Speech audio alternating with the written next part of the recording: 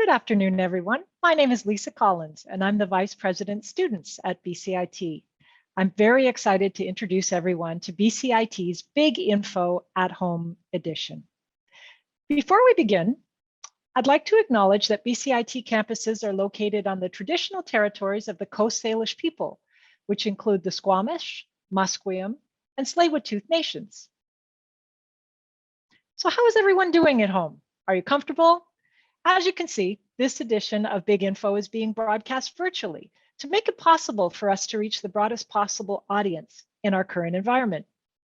There's no doubt that the last couple of years have been challenging for everyone, and this has really pushed us here at BCIT to adapt to challenges and adopt new processes that improve our on-campus and remote learning environments.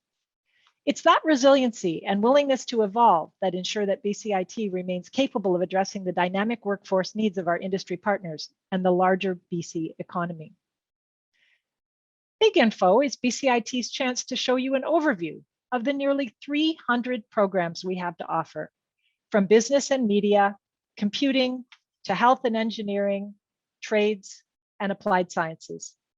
Our goal with these Big Info sessions is to provide all the necessary information so that the right students find a home in the right programs here at BCIT. We embrace complexity, and our students lead innovation in BC's rapidly changing workforce. Our programs are designed for students to gain the technical skills and problem-solving ability needed to succeed in real-world situations.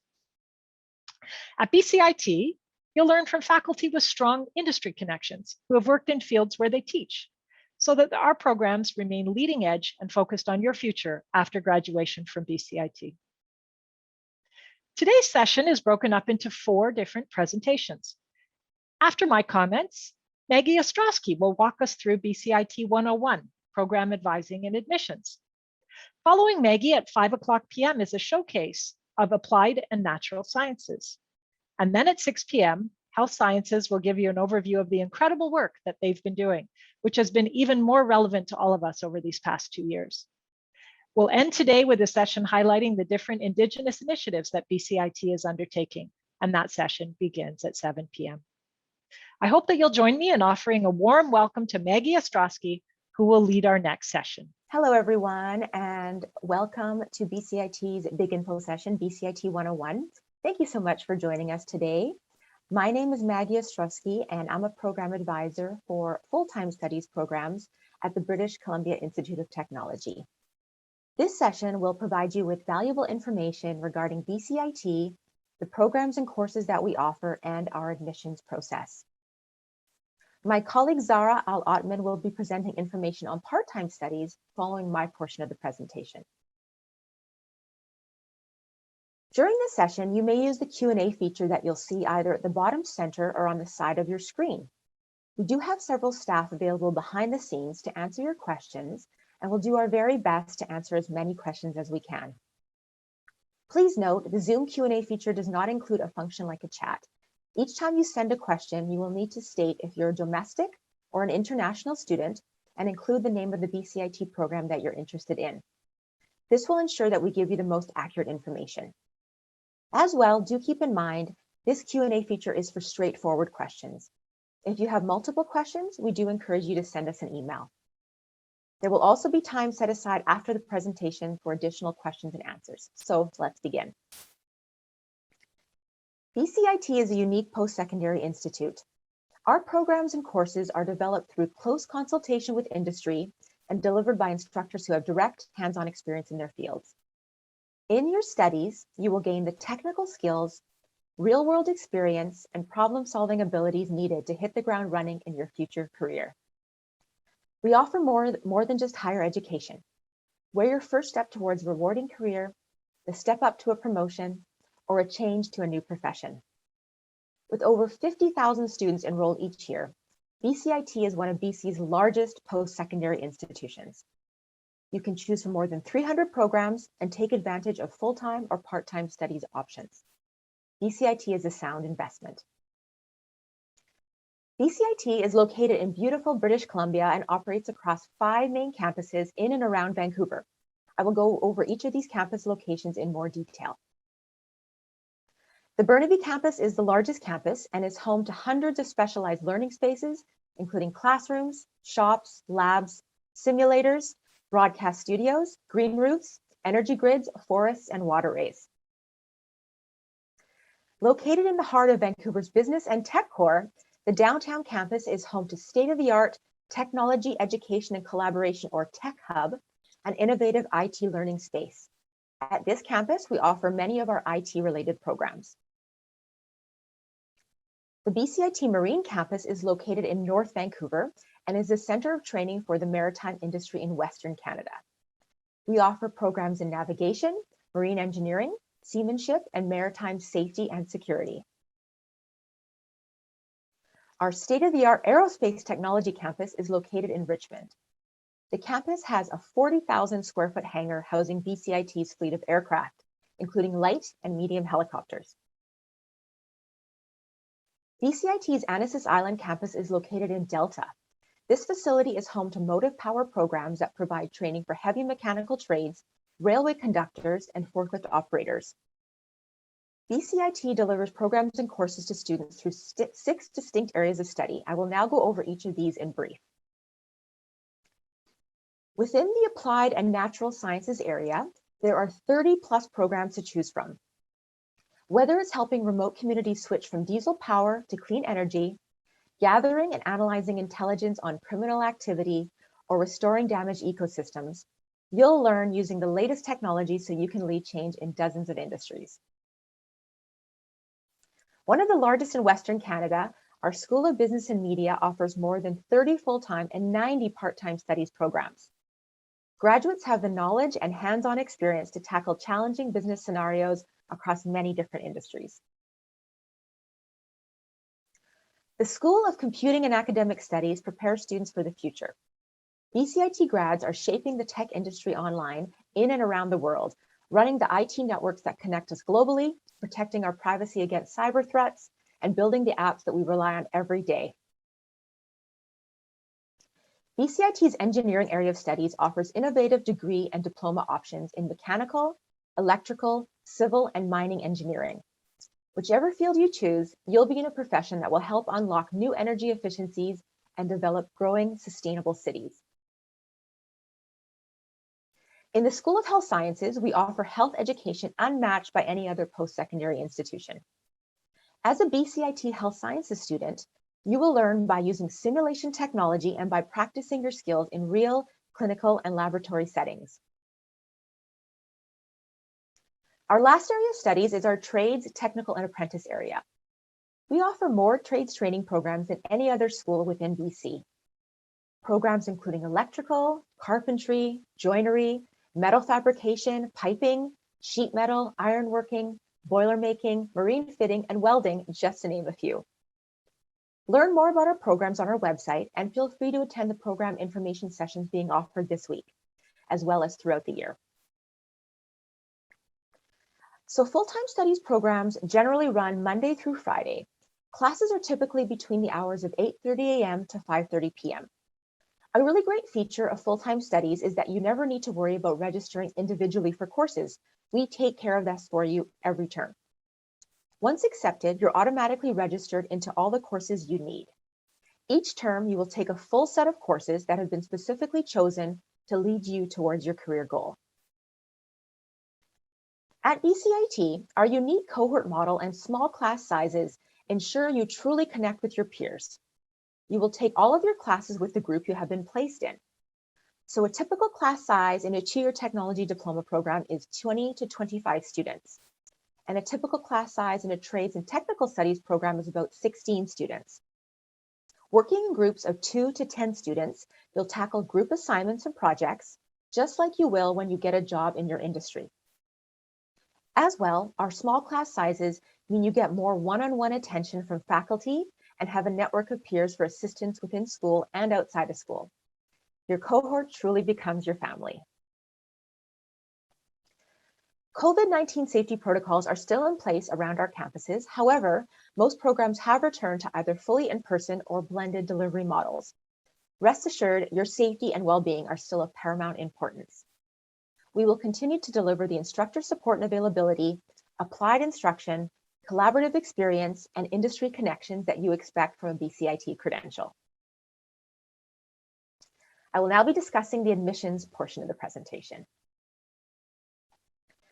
There are three types of admissions models, the first being non-competitive. So for programs with non-competitive model, there are no formal application deadline dates. Applications are accepted until the program fills. We do recommend applying early for programs with this model, as many will fill soon after applications are open. BCIT programs are not large in size, and therefore limited seats are available overall. Many programs in the School of Business and Media, Applied and Natural Sciences, and some within the School of Engineering use that non-competitive model. Then there is the competitive admissions model. Programs with a competitive application process generally require that applicants have additional courses and skills on top of the academic entrance requirements that are listed for the program. These are programs where you compete with other applicants for a seat. Our health sciences programs, for example, and some engineering programs will use this model. We do encourage you to connect with a program advisor if you are interested in a competitive entry model for more details on the preferred requirements for programs with this model. The third is our waitlist-based model. Most of our trades and technical programs use this model.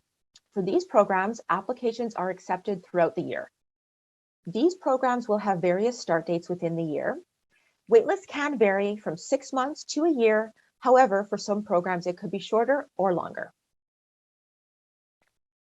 If you haven't yet decided on a program, or if you'd like to know if your program is currently accepting applications, please go to our website, bcit.ca. Once here, go to the program availability page. You can get to this page by hovering over the admissions tab on our homepage. The program availability page will assist you in determining what programs are available and accepting applications. Once you are here, you will be able to filter your results using specific search terms. So once you have found a program that interests you, please go to the program's individual webpage. So we're using marketing management here as an example. Please take your time to review each section listed on the left-hand side navigation. If you're viewing from a mobile device, click on the plus symbol for a drop-down menu.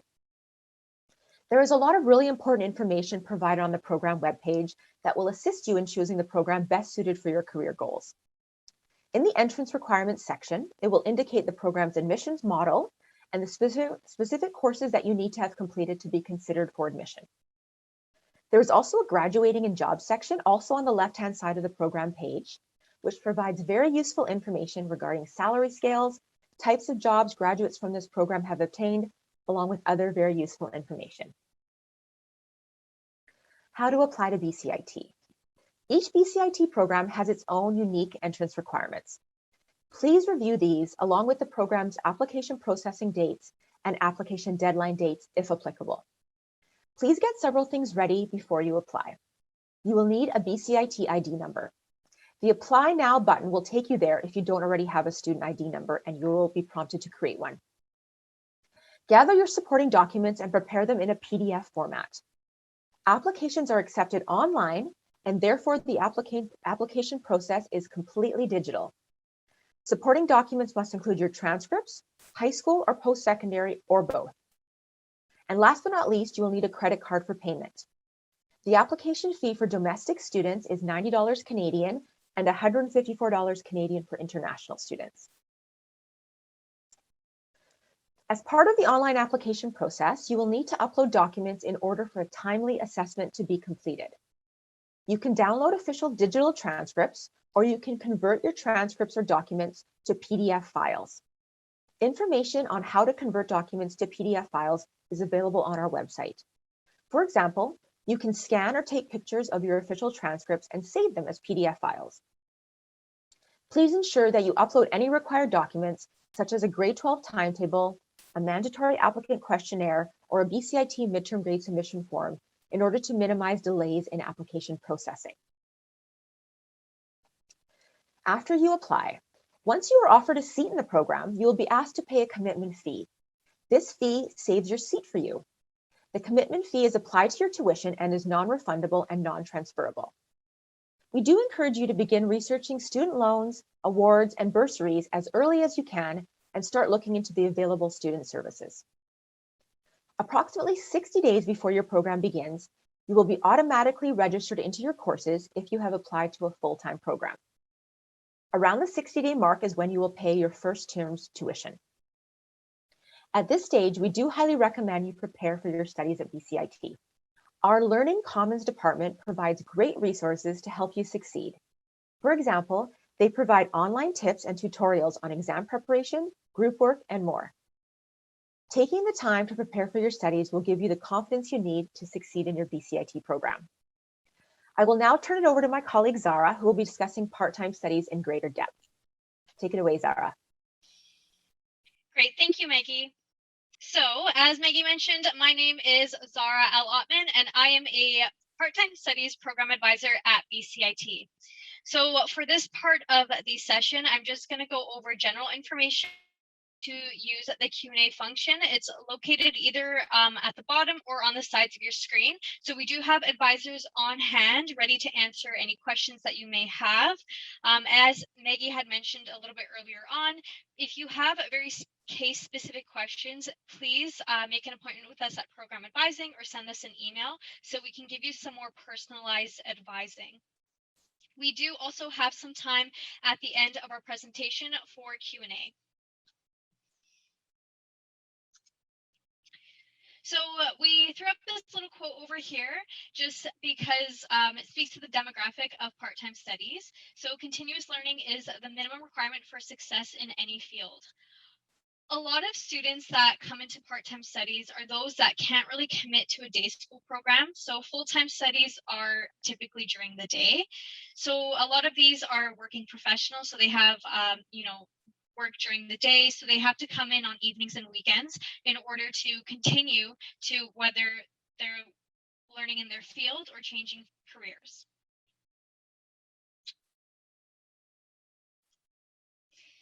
So part-time studies is BCIT. You're still getting that same industry connection that you would get through full-time studies. So your instructors are industry experts. So they're currently teaching into the industry that they have worked in. Your class sizes are still very small, so no more than 20 to 30 students, depending on the course. And part-time studies is very different from full-time studies in that it's a lot more flexible. So Maggie had mentioned earlier that with your full-time programs, you don't have to worry about registering yourself into courses. With full-time studies, you do have a set schedule. So you're taking 6 to 8 courses per term, and you don't really have flexibility in which courses that you're taking. Whereas in part-time studies, you can decide what courses you want to take as long as you meet the prerequisites. You can take as many courses as you'd like. So you can take 1 course or you can take 4 or 5 courses, given that you also don't have any scheduling conflicts. So it does offer you that flexibility. So with part-time studies, you can either take single courses or work towards a credential. If you're someone that's looking to apply to some of our full-time programs that have post-secondary requirements, you can take those through part-time studies and then apply to your full-time program. So you don't actually have to be enrolled in a program to take courses through part-time studies. You can work towards any of our credentials that are offered through part-time studies. You just follow the program matrix. So that is what we coin the required courses that you would have to take in order to achieve that credential. So you can advance at a pace that's right for you, taking as little or as many courses as you'd like. And classes are typically offered during evenings and weekends. So those that have daytime commitments, they can come in on evenings and weekends. And in addition to that, fairly recently, we have had some daytime offerings for certain courses, particularly business courses. But if you're wanting to know more information about a specific course and what the offerings are, you can just check that course registration page. I'm going to go over that in a little bit more detail further on in the presentation. Another great thing about part-time studies is that we have 3 intakes each year. So the winter term, spring, summer, and fall term. For full-time studies, you will notice that a lot of the intakes are a September intake, so a fall intake, and they're usually once per year. It just depends on the program. So if you missed applying for fall 2021, don't worry, because winter 2022 registration will be opening at the end of the month. I'll go over the dates later on in the presentation. So you can start school for part-time studies in as little as a few months.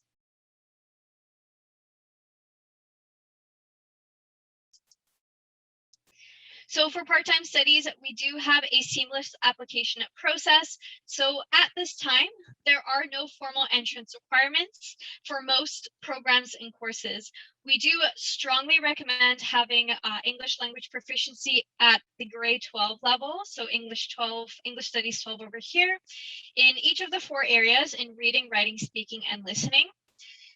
We do have courses that will have prerequisites. So if your course lists a prerequisite, it would be your responsibility to ensure that you have the required knowledge to take that course. And again, at this time, proof of documents are not required to register for most courses or to declare most programs. Now, what is a program declaration? Program declaration is what we use in part-time studies to indicate that you're formally enrolling in the program. So there's lots of benefits to declaring your program. The number one reason is if you declare your program, you will be following the program matrix that is outlined online at the time of declaration. Now, programs are subject to change. So if there are any changes in the program matrix online, because you've already declared your program, we honor your courses that you've already taken, so you don't have to worry about those changes. Another benefit of declaring is that if you want to request transfer credit, you would have to be declared in a program in order for us to assess your transfer credit. Lastly, in order to actually graduate from your program, you must have first declared your program, which is why if you submit an application for BCIT credential and you haven't declared, we will need you to declare first. Some part-time studies programs may have entrance requirements, and you will find this information on the entrance requirements page. So as Maggie was mentioning, when you go on the program's webpage on bcit.ca, there's lots of links on the left-hand side. One of them is entrance requirements, and should your program require any requirements, you would just submit documents to demonstrate how you meet those specified requirements. So the registration process for part-time studies is fairly simple. So it's course by course, and it's on a first come, first served basis. So if you would like to take a course that is very popular, what we strongly encourage you to do is make sure that you're watching out for those key registration dates and being prepared to register when registration opens. Registration can be done online, or you can call SISE, that's Student Information and Enrollment Services, at 604-434-1610. If you would like to choose or browse through the programs and courses that we offer, if you go to bcit.ca/study, you can view in each of the sectors that there's a link for courses and programs that you can take within the sectors. If you browse through them, you can look at all the courses and programs that we offer.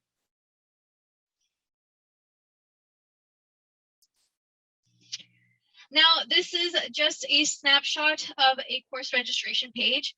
All of our courses on BCIT's website, they're hyperlinked, which will take you to the course registration page. So when you go into the course registration page, this is what you will see. There's 2 sections. So there's the course description at the top, and then at the bottom, you'll see that there are the offerings. So at the top over here, you will see some information about the course. So there's a little blurb at the top indicating what you'll be learning in that course.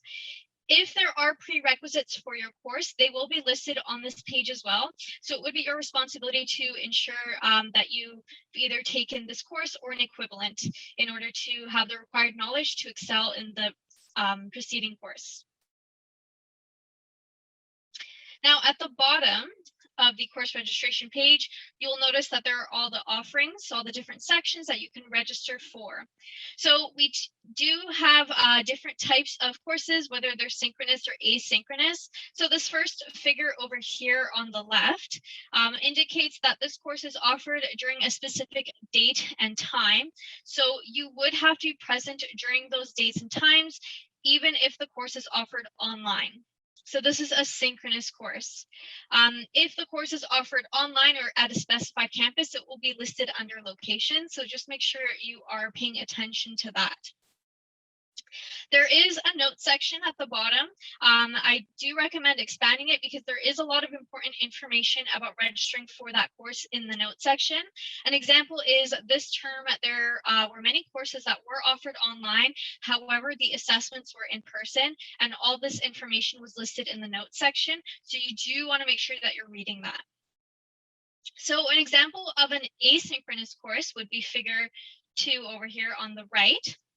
And so if you see that there are no specified days and times, that means that you'd be completing the course during your own time within the specified time frame. So over here, it's within the 12 weeks between January 4th and March 27th. And what you want to make sure of is making sure that you're meeting any deadlines. So your assignments might have deadlines on specific dates, so you would need to meet those.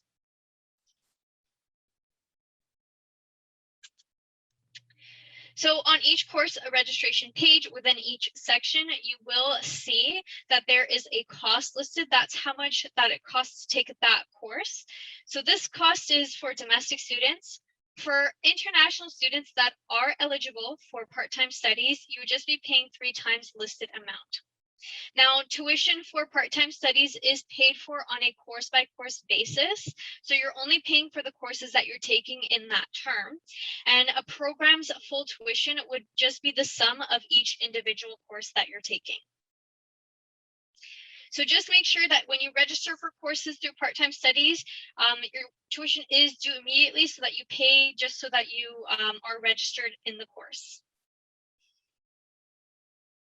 Registration is fairly simple. You see that there's a green add to cart button at the bottom. It's kind of like online shopping. You just click on that add to cart button and then you sign into your My BCIT account. If you don't have one, you'll be prompted to create one, and then you can go ahead and complete the registration process.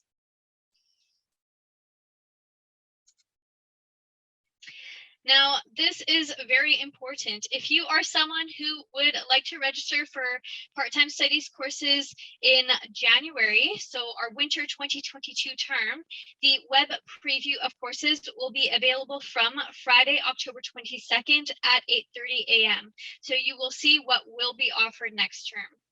On Wednesday, October 27th at 9 a.m., registration will open. So it is first come, first served. I do strongly encourage you to check out our registration at this time, making sure that you're registering for the courses that you really want to, so that you can guarantee your seat in the course. So there are some seat reserves for domestic students for some courses, but international students can still register on this day. All seats will open up on Wednesday, November 10th at 9 a.m. So there is a key registration dates link that I've provided over here. You do want to bookmark that because it outlines all of the registration dates for upcoming terms.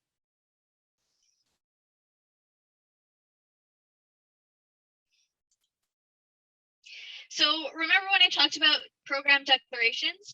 In addition to registering for your courses, if you want to complete a program, so receive a credential, you would have to submit a program declaration request. Now, you can register for courses while your declaration is being processed. You can register for courses without being declared in a program, or you can declare a program before registering for your courses. So how to declare a program? You can do this online. You do it through your My BCIT account. So everything that you do at BCIT will be done through your My BCIT account. You just select Declare Part-Time Studies Program within Declare. And for declarations, they are accepted throughout the year. So we do process them throughout the year.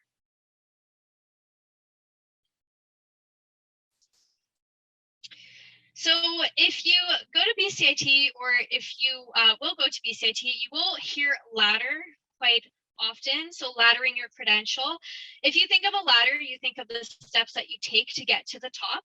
So it's kind of the same idea. So through part-time studies, we do offer laddering opportunities for many programs. What that means is that you complete a smaller credential while working towards your end goal. So for example, if your end goal is a diploma or a degree, you would first complete whether it's an associate certificate or certificate before moving on to the next step. Now, the benefit of doing this is if you're only taking 1 or 2 courses per term, it might take you some time to get to that end goal, so the diploma or the degree, but you can receive a credential in the interim that covers the core courses within that field. You can apply that credential and start working in that field while you're working towards your goal of that diploma or degree. So on the slide over here, we just highlight the different credentials that we offer. So you can start off with an associate certificate or certificate, move on to a diploma. We do offer bachelor's degrees in each of the 6 sectors that Maggie talked about. We have some advanced programs, so advanced certificates and advanced diplomas. These typically will require post-secondary education in order to qualify for these programs. And we have some graduate and master's programs.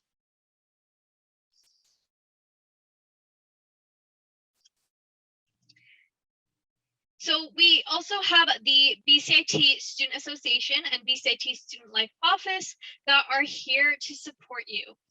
So they've both identified 8 dimensions. They call this the 8 dimensions model. So in each dimension, they have provided supports and services for you so that you can excel in your academic career. If you want to find out more information, you can go to bcit.ca/services. You can also just go to bcit.ca, and if you hover over student services, you can see all the different services that we offer. I am just going to highlight some services that we offer at BCIT. So we have our Indigenous services. So they offer a welcoming gathering place. They also offer clarification on Indigenous funding. We have Student Financial Aid and Awards. They can offer clarification on the President's Entrance Award. We also have information about scholarships, bursaries, student loans, how to apply for all of that. You can direct all your questions to them. If you're someone with a permanent or a temporary disability and you need accommodation in your course or your program, you can connect with accessibility services to see if any accommodation can be made. We also have student health services. So they have a clinic at the Burnaby campus. So I do encourage you to connect with them. This clinic is only for BCIT students, so you can find out what services they're currently offering. We also have our counseling and student development. So they are there to support you during your academic career. Lastly, we have our recreation services department. So during the COVID-19 pandemic, they switched to offering some online classes, so virtual workouts and eSport League. Currently, you can go use the fitness center. So there is a gym at the BCIT Burnaby campus. There are also some classes that you can sign up for. So please connect with them to check out how to sign up for those classes and anything that you are required to provide in order to sign up for those classes. So if you're looking for student housing at the Burnaby campus, we do offer some housing. So you can check out their website, bcit.ca/housing, for more information about how to apply for housing. Right now, it is only at the Burnaby campus. However, they do also have some listings for off-campus housing that you can connect with them and ask them about.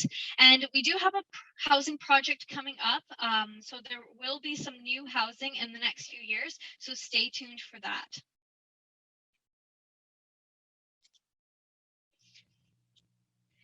So as many of you are aware, BCIT grads get jobs, so they do get employed. So over here, the stats really speak to that. So you can see that BCIT students do have high employment rates, and there's lots of reasons for that. So BCIT is a polytechnic institute. So what that means is that BCIT focuses on technical training. So students are provided with the skills that are required in order to excel in their industry. So that's why they're very employable. Another reason why BCIT grads are so employable is that they make those industry connections while they're going to school. So their instructors are industry experts. They know the industry, they have connections, and they can help students network and build those connections as well.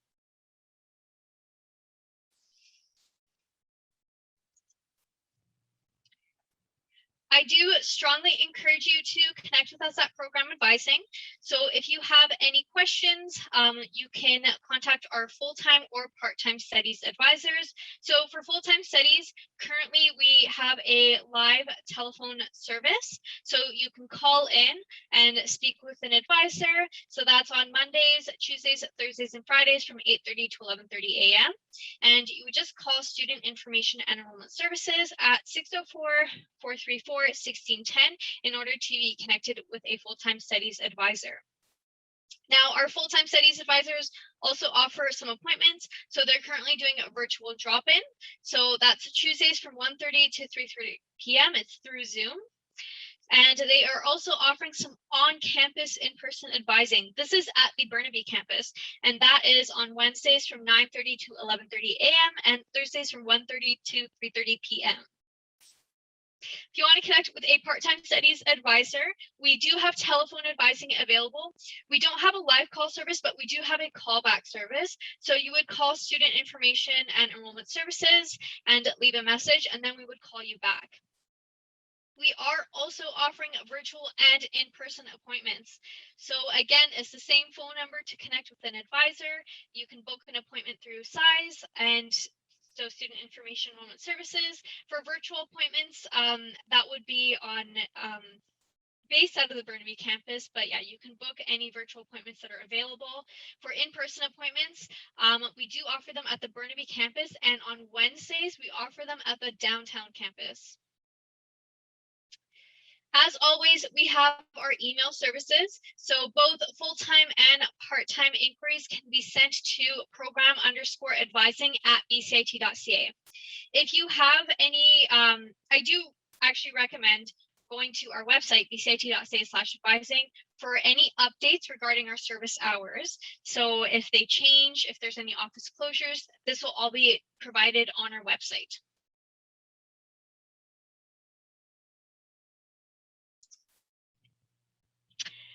And since you're all already here, I do want to point your attention to this contest that we're having. So if you want a chance to win one of 3 $1,000 tuition prizes from BCIT, just watch out for an email that will have a survey that you can fill out to complete your entry, and this will be provided to you on October 7th. So if you have any questions, you can reach out to the email there, events@bcit.ca, and you can also look at the contest rules on bcit.ca/contest-promotions.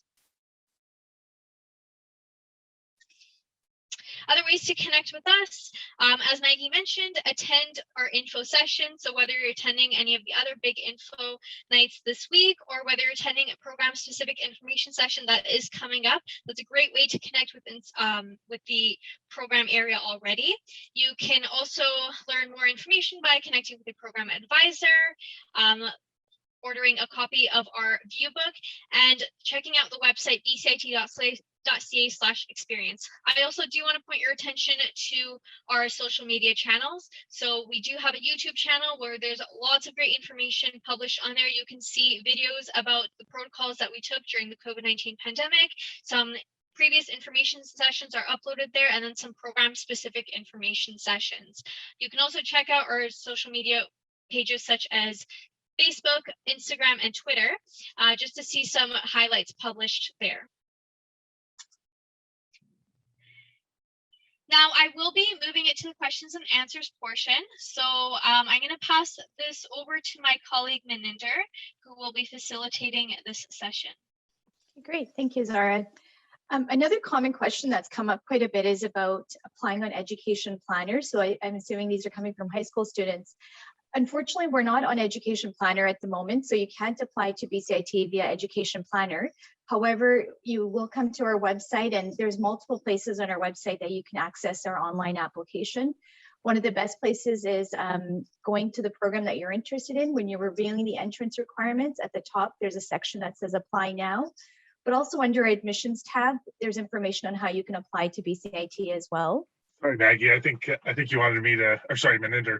My name is Jesse Taylor. I'm just one of the other advisors from full-time studies. I just wanted to comment. I'm just responding to another question asking how long should I expect to wait to hear back about my application? especially for competitive programs or first serve. So your initial response back from the admissions department can be anywhere from 2 to 6 weeks. It can range a little bit. And that's typically for a first qualified program, be it for a trade or technology program. But there could also be for a competitive program, a time frame that's allocated. So they'll have a specific application deadline or potentially multiple deadlines. And usually the department's going to take some time after the application deadline or whichever application deadline you've applied to if there's multiple.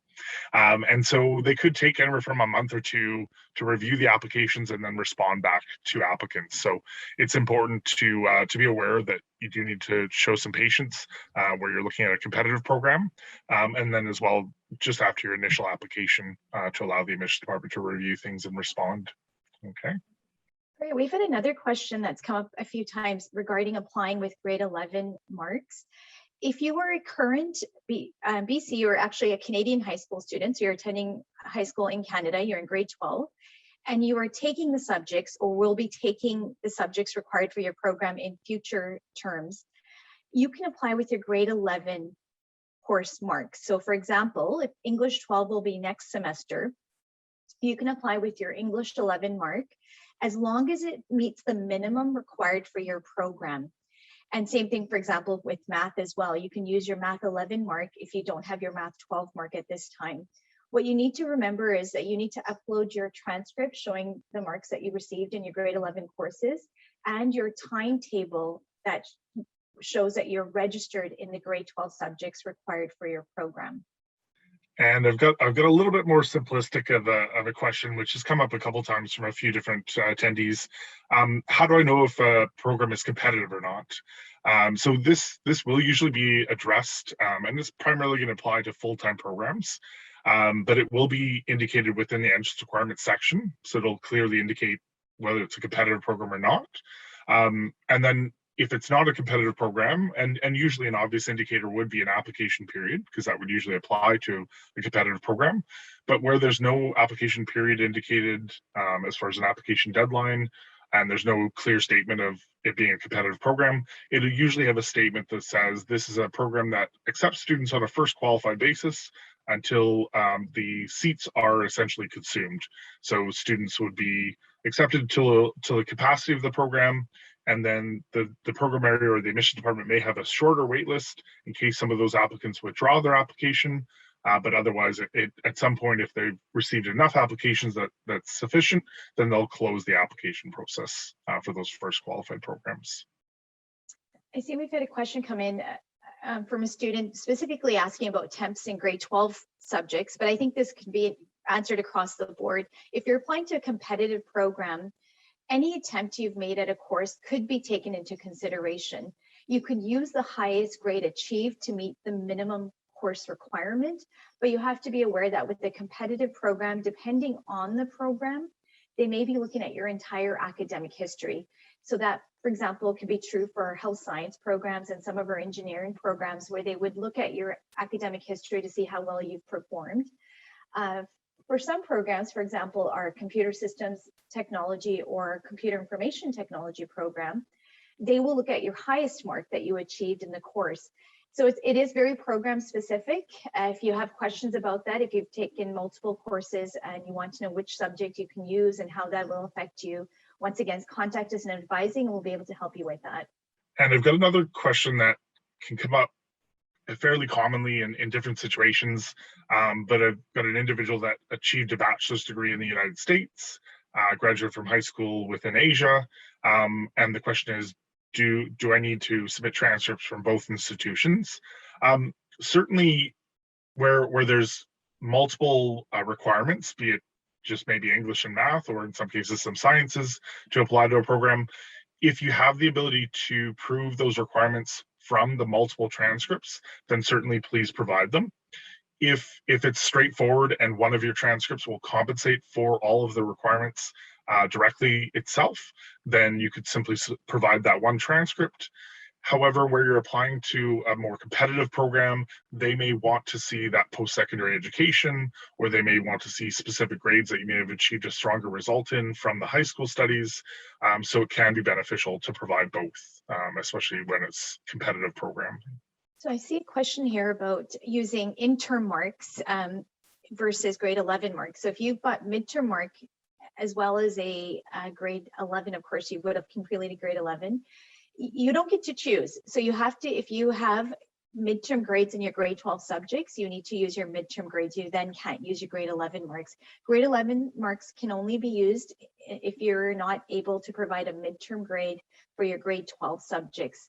So you can either use, sorry, no, I shouldn't say either. You will need to use in that case your midterm grades if they are available as opposed to your grade 11 grades. And I'm going to answer a question specific to the Bachelor of Science in Nursing program. So the question is, are the post-secondary requirements all taken in one semester, or is it across the whole year? So there are 18 credits that are outlined specifically for the nursing program. It is recommended that because of the level of competition from the applicant group for nursing, that students do invest a bit more time to accomplish a greater number of credits, because there are applicants that have completed credentials such as degrees or diplomas, some people that have already perhaps studied and are also working in the health science field and now are applying to the nursing program. So it is important, overall GPA from the post-secondary studies, as well as total amount of credits and or credential completed, can factor into the competitive application process. So we'd usually recommend students accomplish a minimum of 30 credits where possible, and then look at applying to the program. Hopefully you have some work experience as well that would potentially apply to the program. So something that's public facing typically, where you're involved with the public, and that could be from retail or serving position experience. Could also be working in a retirement home. So there's a number of different things that the nursing department is going to look at with your application process. And I would encourage you to reach out to make contact with us in program advising directly to look into things further specific to that competitive application process. Yeah, we've received a question for a competitive program and specific to asking if they should apply now if they're waiting for their ISIS evaluation. And this question could also be applied to somebody maybe waiting for some other document to come in. For competitive programs, the date you apply does not impact your application. So applying as soon as applications open is not necessarily an advantage to you if you're missing documents. It's best to wait till your application is complete, you've collected all the documents, and applying prior to the deadline date. So there's no, once again, advantage to applying early that won't impact your application. Please apply once you have all your documents required for your application by the deadline date for that particular program. And I just typed a quick response to someone that was asking about an engineering program, and they have a grade 11 academic that's still pending. So definitely encourage you to take a look at the specifics surrounding the high school applicant options that are available. If you're wanting to use your grade 11 mark, or if you're planning to use a midterm grade from your grade 12 subject matter, depending on when that course is scheduled, as well as depending on which engineering program you're planning to apply to. So it'd definitely be ideal to know specifically which program. If it's one of the competitive options, such as civil engineering or architectural, there's a hard deadline that needs to be proven, as well as other aspects to be considered. Versus a first qualified program like electrical and computer engineering or mechanical engineering. And so different aspects will apply to each of those scenarios. So again, I'd probably encourage you to follow up with us after tonight, either by emailing us or connecting with us virtually during the drop-in period, just to clarify to the specific program how you should proceed. There's another question here regarding applying for two programs, in this case, a competitive program and a non-competitive program. At this point, it's not possible to apply to two programs in the same application cycle. So it doesn't matter if one is competitive or non-competitive. You can only apply to one program at a time. As Maggie mentioned earlier in the presentation, at BCIT, our programs are set programs. So you get accepted into a program and you're guaranteed your courses. So we automatically enroll you, as was mentioned. So we can't accept you into multiple programs at our school and then allow you to register for courses as they do at many other schools. So that's one of the reasons why you can only apply to one program, because there's set number of seats and set number of students that can be in each course at our school as well. Sorry, I was just responding to a question there. I didn't have anything from that last question that I wanted to address, but I did want to point out, I can't recall if it was mentioned in the session or not. Within the entrance requirement section on the program pages for the full-time programs specifically, there is a link that says read more about how to meet BCIT's entrance requirements. And I wanted to point out that there's a lot of important details within there, specifics to equivalencies, upgrading section, so you could take a look at what upgrading options are available at BCIT or that we'd otherwise accept through the school board, for instance, as well as assessment testing. There's a little bit more detail about English requirements. So it's a great resource, and I wanted to point out to make sure that people took a look at that link specifically and what's included within. And I'll try and address a different question here. So I've got an individual that's involved in the International Student Entry Program, which is focused on English upgrading, and they're expected to finish level 4, it looks like, in December, and just curious about meeting the requirement and potentially starting in January. So I would definitely encourage you to maybe connect with us outside of this session, just so we can help to try and clarify things. But it's also helpful to inquire or to clarify with the International Student Entry department directly. They usually have some ability to assist students in connecting with their program or their follow-up program from the International Student Entry. And so it could be helpful for them just to clarify at what level that you need to achieve and what percentage in each of those components for the English, in order to potentially be added to the wait list, for instance, for that trade program. So. Right. I think Jesse, sorry to interrupt. Yeah, it looks like we're asked to wrap things up, right? We're asked to wrap it up. So thank you again so much, everyone, for attending our session this evening. There's another session starting at 5 p.m. And please feel free, if you didn't get your question fully answered, or if there's some additional questions that might want to come in, feel free to email us. It's program_advising@bcit.ca, and we can definitely follow up with you via email. You can book your appointment via email as well. So definitely feel free to do that. And again, thank you so much for attending, and we hope you enjoy the rest of your evening. Thank you all. Hey, good evening, everyone. Thank you for joining us remotely. And I'm Marita Luke, Business Development Manager for the School of Construction and the Environment. And I'm pleased to be your moderator for the next 50 minutes. Just a quick reminder that this info session will be recorded.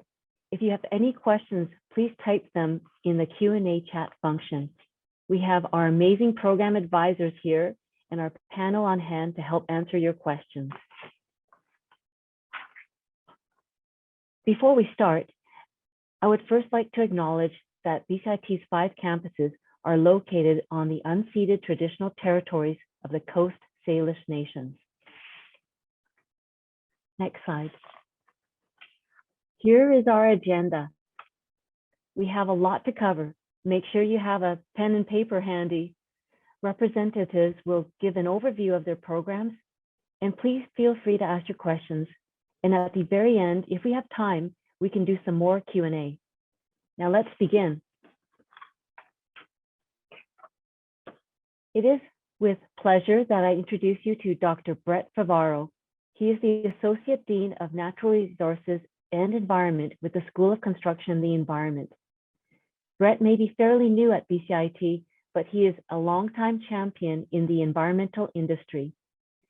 He brings more than a decade of experience as a conservation researcher and educator, working with academia and industry to support the sustainable management of natural resources. Here you go, Brett. Hi, everybody. My name is Brett Favaro, and I'm the Associate Dean of Natural Resources and the Environment. And this is Athena, my daughter. I'm here today to welcome you to the Applied Natural Science portion of the Big Info session. You're going to learn about a wide range of programs that equip graduates with the skills and credentials you need to get a job and pursue a career. But why get educated in applied science? Well, it's hard to predict the future, but I'm willing to guarantee you one thing, that all of our lives will be defined by ongoing and rapid change. Technology changes, markets change, the climate is changing, and the choices that we make will determine whether those changes are good for people or whether they aren't. As a person with training in natural sciences, you will have the tools you need to make an impact on the world. Our programs are underpinned by a commitment to sustainability, because things that are good for the planet tend to be things that are good for humans as well. We understand that an education in 2021 means preparing you for the careers of today while also setting you up for the challenges of tomorrow. So I wish you all a pleasant and productive evening. I'm sure you'll be inspired by what you see tonight, and I wish you all the best in taking the next step towards a new, rewarding, and impactful career. Want to say bye-bye? Bye-bye. Thanks, everybody. Thank you so much, Brett, for your inspirational welcome remarks. And thank your child as well, too. Here is a very brief sector overview with Brett that Brett touched on. As you can see, it's hard to capture every program in this overview. So the next few speakers will be able to give you more ideas for your future career path. Next slide. Most of our programs are now being offered in person. We are following the provincial health order guidelines. Note, not all the programs will have an info session, but this link will be a handy one that you see, bcit.ca/info sessions. Next slide. And BCIT is comprised of several schools and sectors. Tonight, you will hear from these 4 schools. As mentioned, we have a rep from each school, and I'll be reintroducing them, but this is Marco Vicic, Marketing Coordinator for School of Energy. And then we also have David McKay, Program Head, Forensic Science, and Jeff Otto, Cadet Coordinator, and also Carolee Hitchcock. So without further much ado, first up is our one and only Marco Vicic. He's our Marketing Coordinator for the School of Energy. And he's a familiar face at BCIT Big Info because he's online in 4 sectors. Marco. Thank you, Marita. Appreciate that. And good evening, everybody. Next slide for me, please. I'm just going to talk about a couple of programs that fall within our Applied and Natural Sciences. And the first one is the Chemical and Environmental Technology program. This is a program where the students learn the latest chemical analysis techniques along with environmental science, process engineering, and materials technology with environmental protection in mind. This really is a program for people who like science, care about progress with sustainability, and enjoy investigating problems and can make they can make a positive difference. Chemical and environmental technology is a big part of everyday life and most industrial processes. It is a combination of science theory with hands-on practice, and the graduates who want to continue into a degree may bridge into a BCIT Bachelor of Technology program or transfer to university for a science or engineering degree. Our 2-year diploma program has a common first year, and the 2 second-year options are analytical science and process engineering.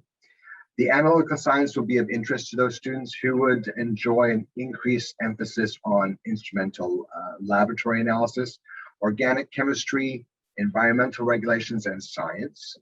The process engineering option will interest the students who would enjoy an increased emphasis on chemical and biochemical processes with a more in-depth introduction to engineering principles and design software. Wow, explaining these programs really makes me sound smart, doesn't it? These careers, the careers that can be pursued in any setting, really laboratory, consulting, industrial, research. The job outlook is excellent with a great demand for these skilled graduates. The analytical is key in accurate sampling of air, liquid, solid materials, environmental protection. Also in research, quality assurance, forensic investigations, and precious metals. On the process side, there's a key to sustainability, making and recycling of products like the paper and plastics, metals, fuels, foods, and pharmaceuticals. All of the jobs, all of the students are positioned to work in emerging green industries, such as biofuel, hydrogen, and fuel cell technologies. We are hosting a program information session specifically for chemical and environmental on October the 26th. And I am trying something different this year, and I'm doing both an in-person as well as an online combined information session. We'll be starting at 5 o'clock, and we'll be doing a tour at 5 o'clock of the facilities. And then at 6 o'clock, we'll be taking it into a lecture theater or classroom, depending on the amount of people that are there in person. And we'll be opening it up and doing it online at that time. So we'll have people in the room doing it in person, as well as those that'll be online with us, so that I can make sure that everybody gets to learn about this program. Do register for these information sessions at bcit.ca/info sessions, and we'll be following up with that a little bit more. Next slide, please. I do also want to introduce, for those parents and alumni listening, and those that are engineers right now, this is a program that we've now developed with you in mind. This is a newly accredited part-time studies online program, and it is meant for practicing engineers with relevant disciplines. It's a great program to upgrade your skills and make you versatile in the career, adding value to your already strong skill set. And this program is the Master of Engineering in Smart Grid Systems and Technologies.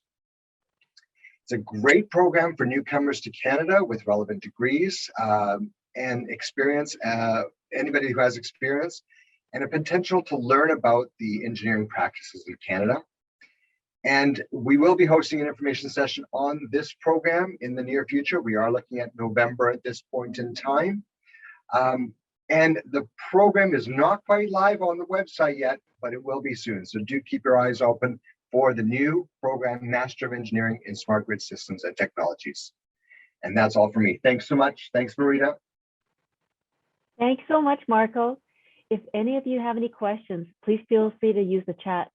And also take note, program info sessions. If you miss anything, just check the last slide. We'll give you the link again.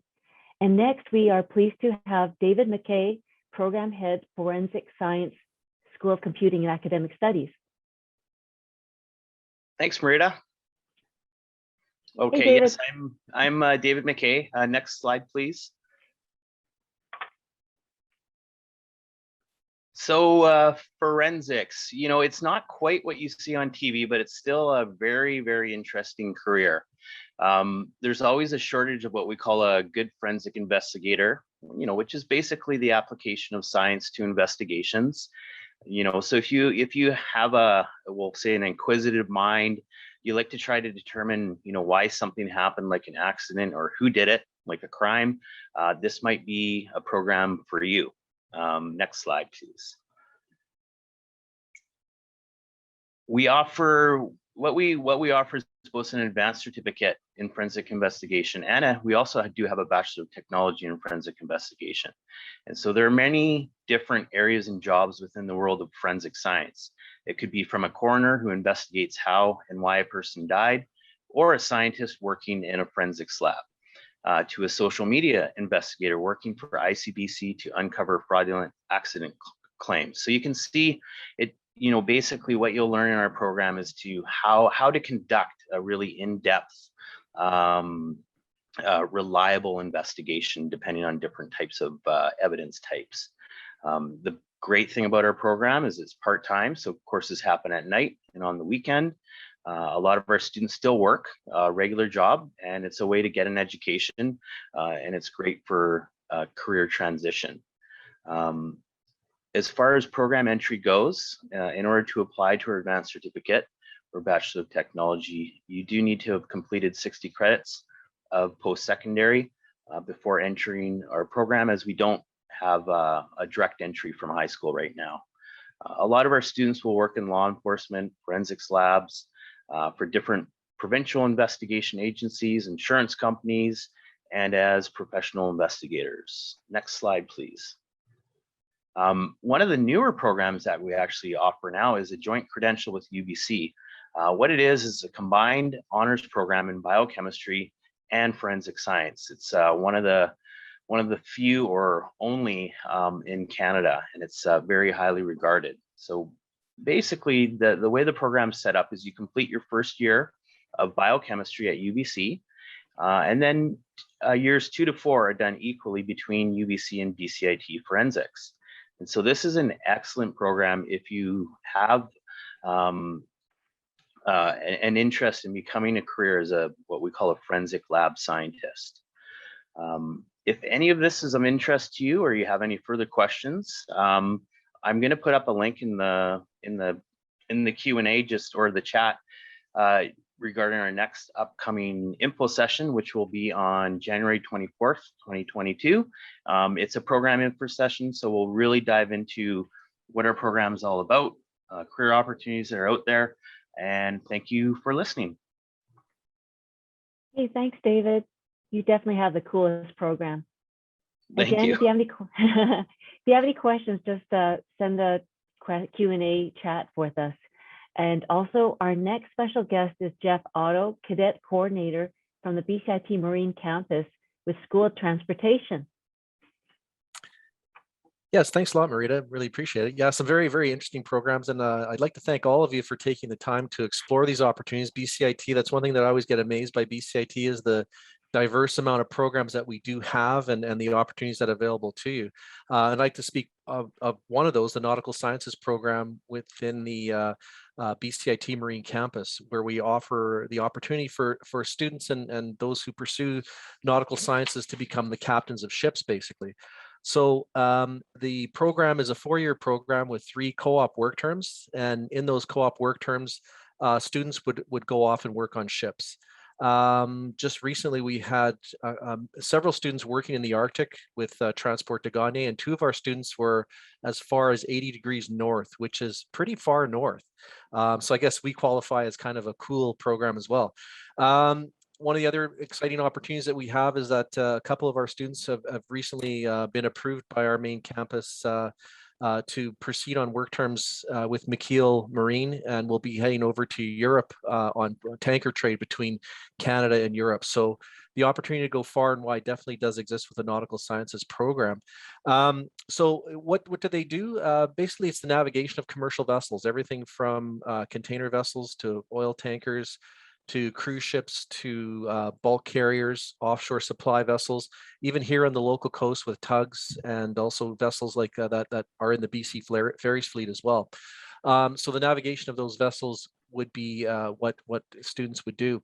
And in order to do that, I guess the pictures speak volumes. As you can see, there's a picture of one of our graduates, Ben Soiree, with BC Ferries on the bridge of his ship, plying the waters of British Columbia, and all the sensors that you see there are the instruments and tools that a mariner or a nautical sciences graduate would apply to basically safely operate that vessel from one port to another.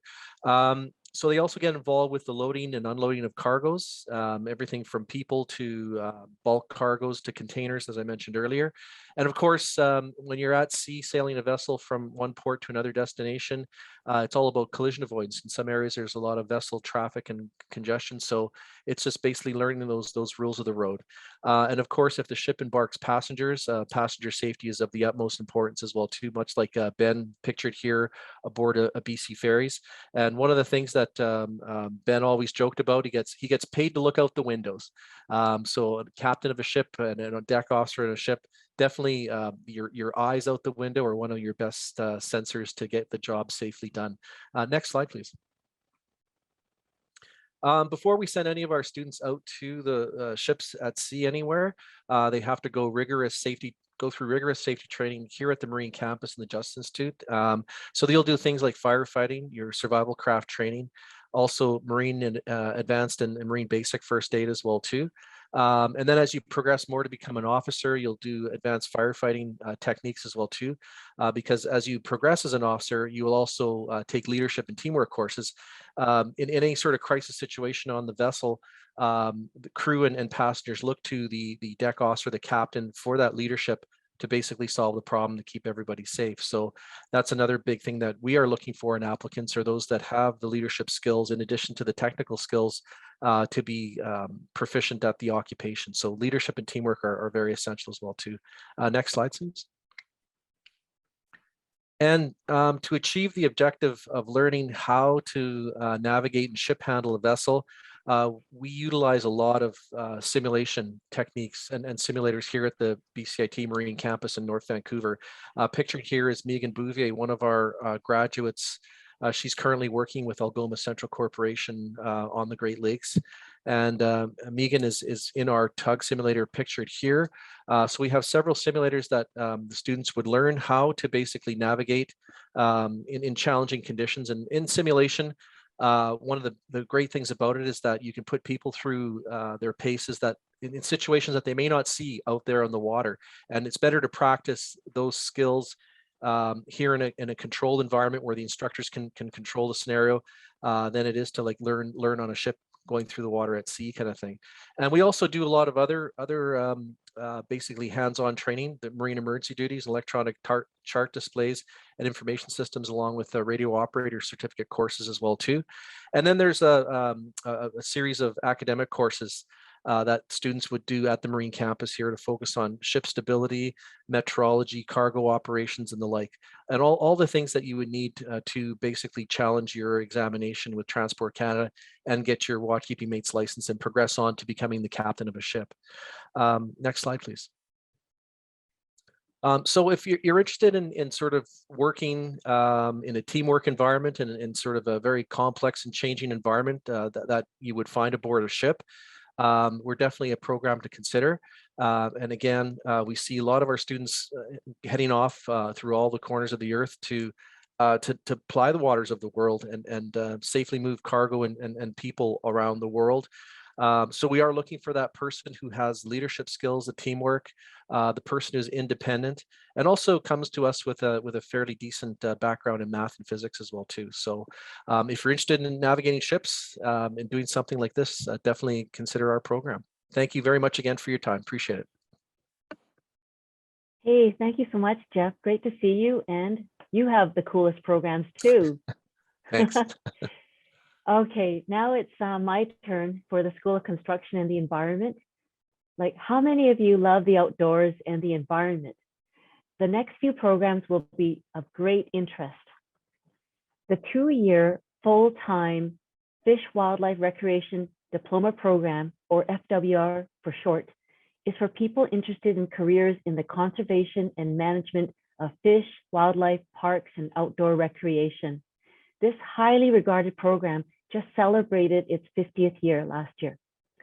The program is designed to give you a broad range of applied skills, experiences, and knowledge. You will spend a lot of time outside. Yes, field trips, where you will learn to identify, inventory, and monitor BC's fish and wildlife species and the habitats they use. You will also learn how parks and protected areas are established, designed, and managed. Upon completion, you will be ready to work in the dynamic, diverse field of resource management. Grads of the program are eligible to register for the professional designation of a registered biology technologist, or RBTech for short, with the College of Applied Biology of British Columbia. Next. Again, if you're passionate about working outdoors, you may also want to consider this 2-year full-time Forest and Natural Areas Management Diploma, or we call it FNAM for short. The program gives you a strong foundation in ecology, earth sciences, mapping, surveying, and measurements. You'll learn skills and training in silviculture, forest inventory, forest engineering, fire and forest health management, and urban forestry. And you will have skills in the management of trees, invasive species, and soil resources. Graduates work for the municipal, regional, provincial, and federal governments. And you may also work full-time on a seasonal basis. As a natural resource field field technologist, you can work anywhere in BC or beyond and be paid to explore nature by hiking, driving 4x4s and ATVs, boating, or flying in planes and helicopters. Now, this is cool and fun. Or you may work as a natural area technologist in a city or a more urban setting of your preference. The FNAM is a Canadian Technology Accredited Board national accredited program and contains the curriculum for graduates to be eligible to apply for a registered forest technologist, or RFT, in BC, with the potential of pathways for other levels of certification and education. Here's a quote I read. Forestry has been a cornerstone of BC's economy for over 100 years, and the world is increasingly turning to low carbon wood products. So wood is good. Thanks. Next slide. Did you know the United Nations designated the 2020s as a decade of ecological restoration because of the urgent need to repair degraded ecosystems? Well, BCIT's Bachelor of Science and Master of Science programs in ecological restoration provide grads world-class foundation in the fundamental science, applied knowledge, and technical skills needed to restore broad range of degraded ecosystems. The Bachelor of Science degree is a 2-year program, years 3 and 4, and is just one of 2 Canadian Bachelor of Science programs in ecological restoration. Note, both FWR and FDAM provide you the perfect background to go into the program. Other programs may also qualify as well. The Master of Science program is Canada's only graduate program specializing in ecological restoration and is offered jointly between BCIT and SFU. In both the programs, students work with our many professional partners on a wide range of applied restoration projects, thereby gaining experience in addressing many current environmental challenges. Grads of both programs have an excellent track record of securing great jobs in consulting companies, nonprofit organizations, as well as all levels of government, including First Nations. There is currently a shortage of qualified restoration biologists and practitioners trained in the techniques needed to restore terrestrial and aquatic ecosystems in BC and other jurisdictions in Canada. And their next info session is coming up on October 28th. So make sure you register. Next slide. The part-time and full-time environmental engineering program is one of the first Bachelor of Technology degrees at BCIT. It's a full-time program. As a full-time program, the 2-year program is similar to a year 3 and 4 of a degree. The part-time option is great for people working full-time to take. And this program gives additional skills and knowledge that engineering and science grads require to successfully work on environmental assignments such as sustainability management, air quality, climate change, environmental impact assessment, life cycle assessment, contaminated sites, water treatment facilities, contaminant hydrogeology, oh my God, this is hard to pronounce, integrated solid waste management, resource management, and green energy technology projects. The final capstone project provides the opportunity for students to demonstrate the acquired depth and breadth of knowledge and skills learned during the program. It has an info session coming up on November 3rd. And next slide. Now, I would like to give you a break from me rambling on here. I would love for you to meet Carol Lee Hitchcock. She is the program head for these programs coming up. Hi, thank you, Marita, and thanks for everyone for joining us tonight. And so I'll start by discussing energy, energy management. Energy is in almost everything that we touch. So I have a few energy management programs that I'm going to share with you that are we have here at BCIT. First, if anyone's a city planner or a consultant in planning or just a community energy champion, the first energy management program that I want to share with you is called our Community Energy Management Program. It spans the traditional silos of current and long-range planning, policy, operations, engineering, transportation, finance, and others. This interdisciplinary sequence of 6 online courses provides a unique opportunity to refresh disciplines that you already are familiar with by viewing them through an energy lens while introducing new tools and concepts. So please join us for the information session on October 14th from 3:30 to 4:30 p.m. Pacific Standard Time. Again, I'm just going to reiterate all our energy management programs are online. You can take With the Community Energy Management Program, you can take one course or complete all 6 courses.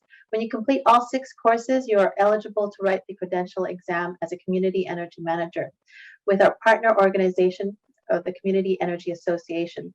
Community Energy Association is a Canadian national organization that works in every province and territory across Canada.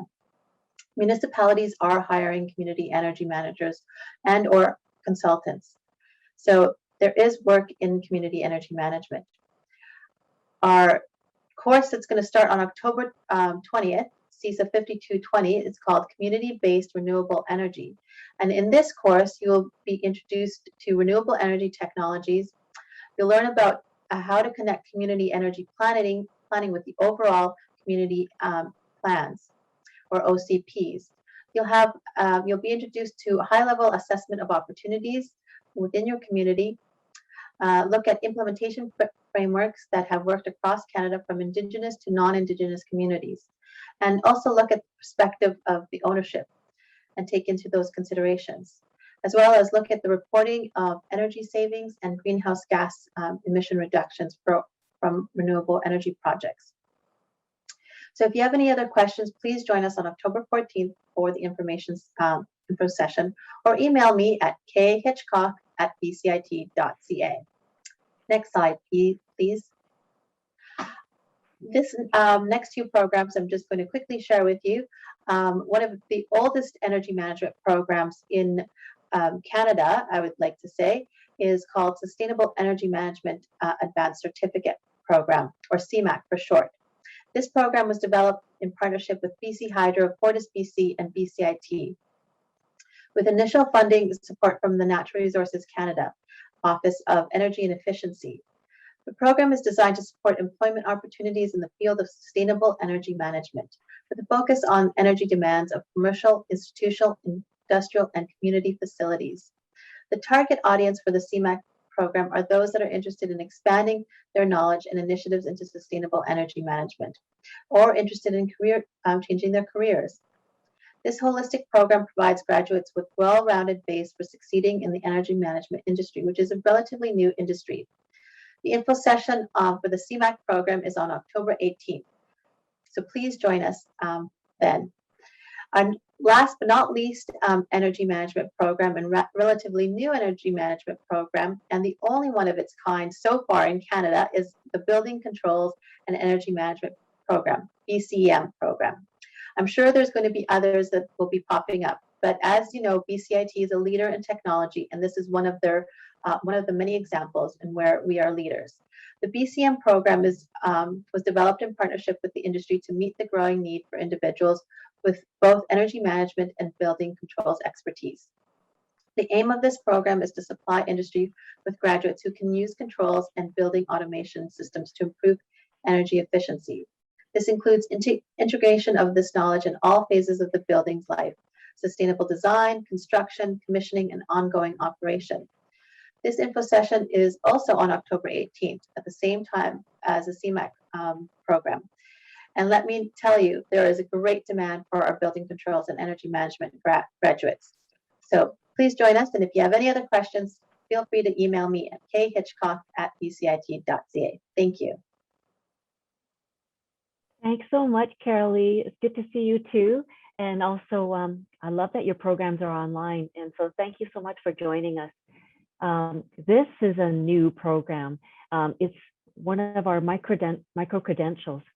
Micro-credentials are short programs that help you quickly master new skills and gain knowledge that are essential in Canadian industries. Micro-credentials may be stacked to ladder into courses or programs. And so I'd love to introduce to you the new essentials of natural resources and environmental protection, or we call it MENREP for short. And it's one of the first ones at BCIT. MENREP program gives trainees an overview of critical skills and techniques commonly used in jobs pertaining to natural resources. So if you're looking at changing careers, this is a perfect one to get into the resource management and natural resources. It focuses on the theory and practice of conservation management and applied skills. This offering is designed to enable students to pursue junior positions in natural resource jobs and make an informed selection of the deeper field of study they may wish to pursue. And one good thing to note, MENRUP was developed by BCIT and Vancouver Island University, or VIU. Next slide. Now I have another new program to share with you too. This one is called the Fundamentals of Water and Wastewater Operations. We developed this new associate certificate recently, and this initiative was made possible through a partnership between Metro Vancouver, EOCP, or Environmental Operator Certificate Program, and BCIT. And it's further supported by sector advisory group made up of Tawasin First Nation, City of Richmond, Township of Langley, District of West Van, and City of New West and City of Surrey. So this one has a lot of municipality support. Next slide. Now, GIS is everywhere, and it's like used in environmental land management, land use planning, engineering, natural resource management, transportation, real estate, utilities, mineral exploration, health, and social services.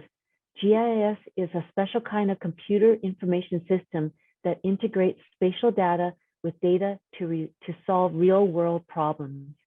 You learn how to design and build databases, program in Python and Java, web design using HTML5, and many other special systems meant for geospatial analysis. Geospatial technology use is growing at a rapid pace around the world, and exciting opportunities for well-educated and trained people are increasing. So I highly recommend one of these options. We have an information session to give you a lot more details on November 3rd. Next slide. And geomatics is, if you ever wonder how to combine a keen interest in geography with land surveying, mapping, and also the world of geospatial technology, try geomatics. There's rapidly advancing technologies and are applied to represent our physical world through GNSS or GPS, precise positioning, cadastral studies, and land use planning, cartography and geodesy, photogrammetry, and remote sensing. I'm getting a little better at pronouncing all these, but it's really interesting stuff. The BCIT Geomatics Engineering Technology Program offers a 2-year diploma in geomatics, which will appeal to students looking to immediately pursue a career as a geomatics technologist. A further 2-year study goes towards a Bachelor of Science degree in geomatics. Geomatics attracts students with an interest in mathematics, computers, and earth sciences, and employment opportunities are often outdoors, but many students select from a wide variety of other career paths in geomatics. And join us online on October 21st. Our program head, Grant Celeste, will be there. Next slide. We also have the Associate Certificate in Industrial Wood Processing.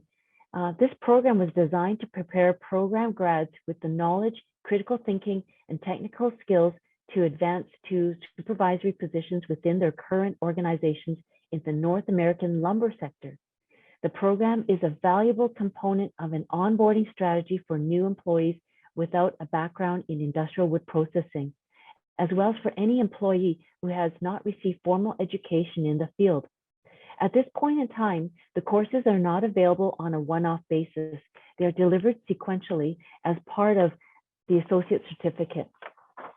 One of the one-off offerings of the course can be organized through a single company through our industry services.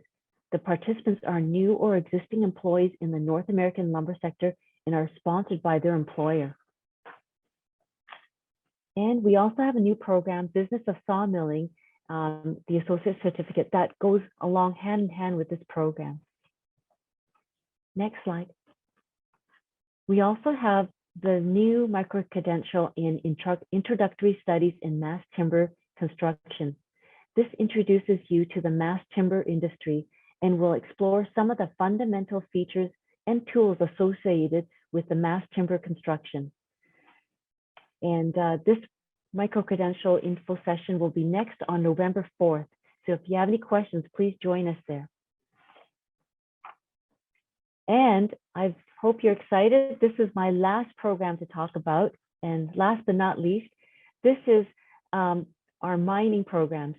So mining products, as you know, are everywhere as well. They're in our phones, they're in our cars, they're in our homes. And so I want to welcome you to this exciting field of mineral exploration and mining engineering. Students have the flexibility of preparing for careers as mineral exploration mining technologists or as mining and mineral resource engineers. Our 2-year mineral exploration mining technology program provides a path to a registered technologist. Our 4-year mining and mineral resource engineering degree program builds on its 50-year track record of offering the mineral diploma, as well as industry-relevant engineering and trades programs to provide a path of designation as a professional engineer. So skills gained in this program will help you solve a wide range of technical problems in the diverse mineral exploration settings. And our next info session is on October 27th. This wraps up our school construction and the environment programs. I appreciate you staying around here for this. And remember to enter this contest. You can win one of 3 $1,000 tuition prizes. So when you receive your Big Info survey by October 8th, make sure you fill it in, get a chance to win, and the draw will be made on October 19th, 2021. Winners will be contacted from our marketing team. And here are more ways to learn more about applied natural sciences. So feel free to jot down the information. If you'd like to connect with me, Marco, David, Jeff, or Carolee, just send a note in the chat and we'll get your our emails to you. And also, for more information, you can contact us. And this is that URL I was telling you about, the bcit.ca info sessions. This is a great place to look up more information sessions to attend. And now we did very well. We actually have some time for some questions and answers. So first I want to say on behalf of our team, we would like to thank Program Advisors for assisting us with the Q&A on the chat this far. And if you have any questions, we can answer them. And I'm going to ask my team too, if they can spot some good questions to just shout it out. Hi, Marita. One of the questions that just came in is, will mechanical engineering be addressed? But with this seminar is just finishing, so we won't be addressing mechanical engineering in this seminar. But we can definitely answer any questions that you have. Marita, maybe a common question we often get is about laddering into degrees. Is that something you want to discuss? Because many of your diploma programs do ladder into degrees. Oh, that's a great question. Thanks, Meninder. Thanks for helping me too. Yes, a lot of our programs are diplomas. They're 2-year full-time programs. And we often at BCIT, we have created an additional 2 years. So that's why you might see 2 years and 2 years. So the second 2 years can lead to the degree portion. And some programs, as you saw on the ecological restoration, you can even take an additional 2 years to complete your Master's of Science degree. So one thing great about BCIT is you can actually exit after 2 years. So that way you can go work or get some work experience and then come back for the rest of your degree completion, or even just go to find a job after 2 years and do with your diploma. And yes, that question about mechanical engineering, no problem. There's an engineering info session coming up on October 6th. And but yeah, if you have any questions regarding that program, let us know too. Oh, Helen asked about the recording. Yes, they'll be put on our site as well too. So on behalf of our team here, thank you for taking your time here to listen in. And we also want to give a shout out to all of our program advisors and all of our speakers. Thank you so much, everybody, and stick around for the health sciences session at 6 p.m. Hello, everyone. Good evening, and thank you for joining the Health Sciences section of Big Info. We're going to spend the next 45 minutes talking about all the programs under the Health Sciences umbrella here at BCIT. I'm just going to remind you to continue to put your questions into the Q&A. For those of you who are in the last section, you're already familiar with that. So type any questions you have for us into the Q&A, and we will answer those as they come up. We have a bunch of program representatives working the Q&A and program advising tonight, and they'll be typing furiously away. Do remember, though, that if you ask a question in the Q&A and you get an answer, and then you ask another question, we can't see your previous question. So you may need to kind of prompt us with a little bit of background information, because we may not remember what we just said to you if we're answering a bunch of questions all at once. So with that, I just want to, again, welcome all of you. Thank you for taking your time to join us online tonight. We do wish we could do this again in person, and hopefully we will be able to soon. But for now, thank you for meeting with us like this. And I am going to start our presentation by passing things over to the Dean of Health Sciences at BCIT, Lisa Chu. Thanks, Erin. Good evening, everyone. It's nice to have so many of you join us tonight. So welcome to the Health Sciences part of the presentation.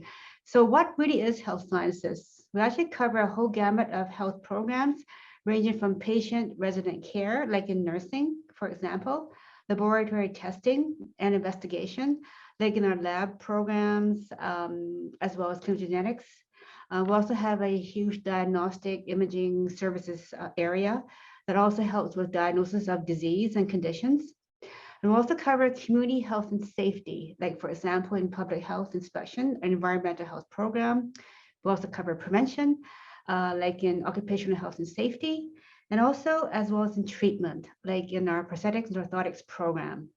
So with the health sciences, you're going to get more detail in a few minutes, but we have 32 programs in the school, so lots for you to choose from. Next slide, please. So why choose health sciences? So many of our programs are the one of its kind in Canada.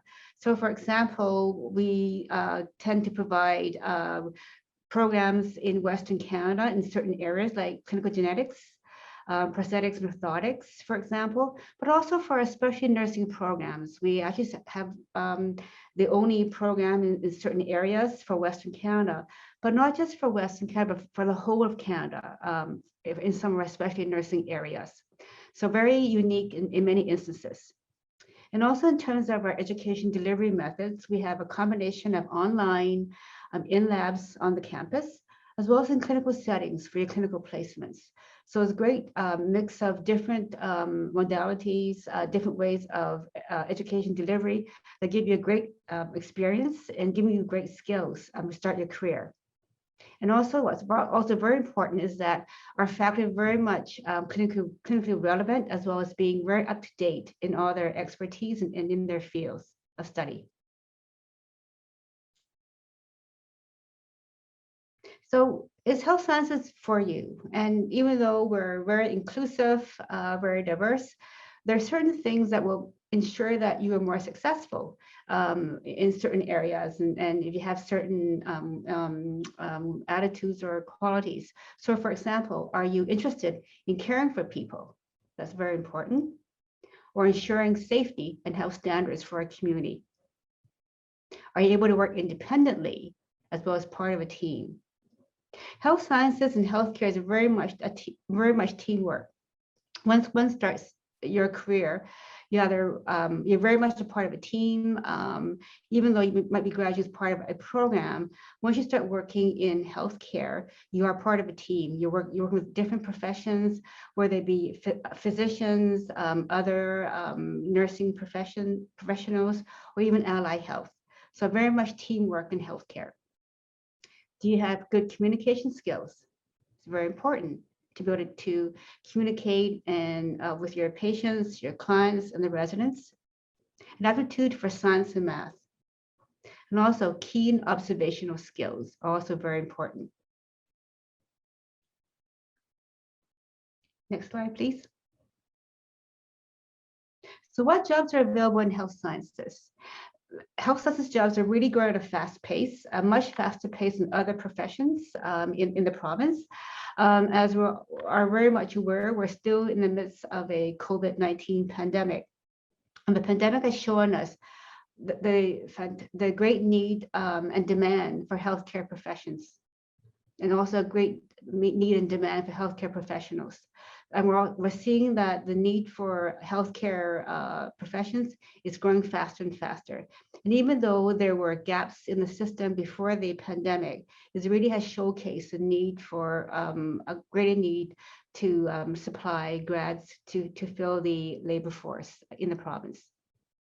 And also, along with the huge need that's been showing up during the pandemic, we also have an aging population, not just in the province, it's across the country, but also internationally, an aging population with people living longer and often with many chronic conditions, chronic disease. So demand for healthcare will continue to grow.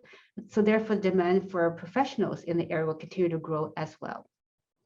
And in terms of our grads, almost all our grads, 98% from BCIT are employed in their chosen field of in their profession.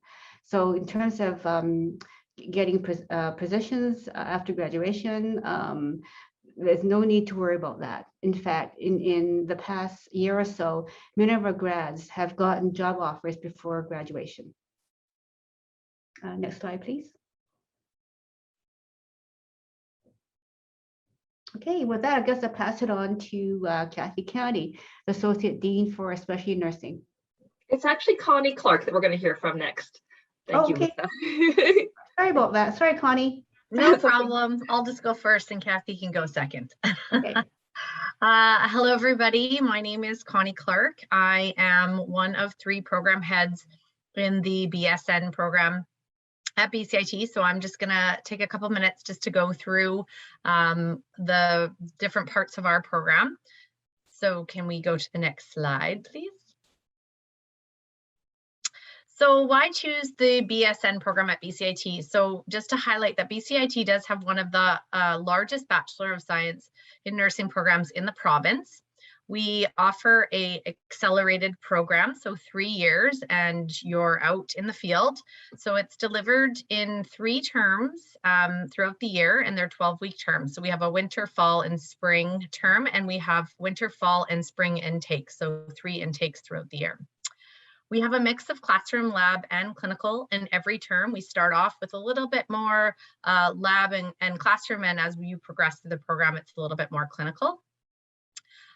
We have lots of different experiences, so we get to place students in home care environments, public health, and acute care in the hospital, just to name a few.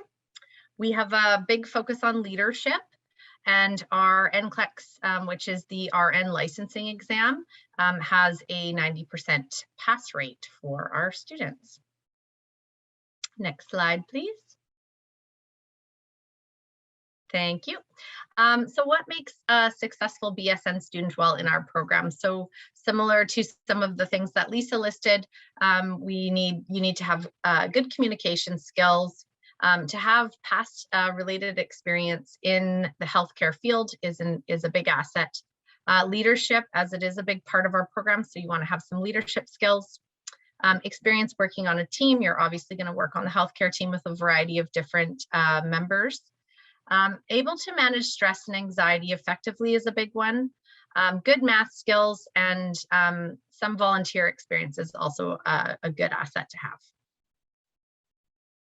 Next slide, thank you.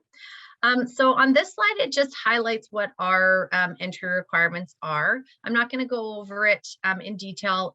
You can find it on the website. But what I do want to highlight is that we do have a fairly competitive program. So we do have to select our applicants that have the best opportunity for success. We don't maintain wait lists, so you will have to apply to the program in all 3 intakes throughout the year.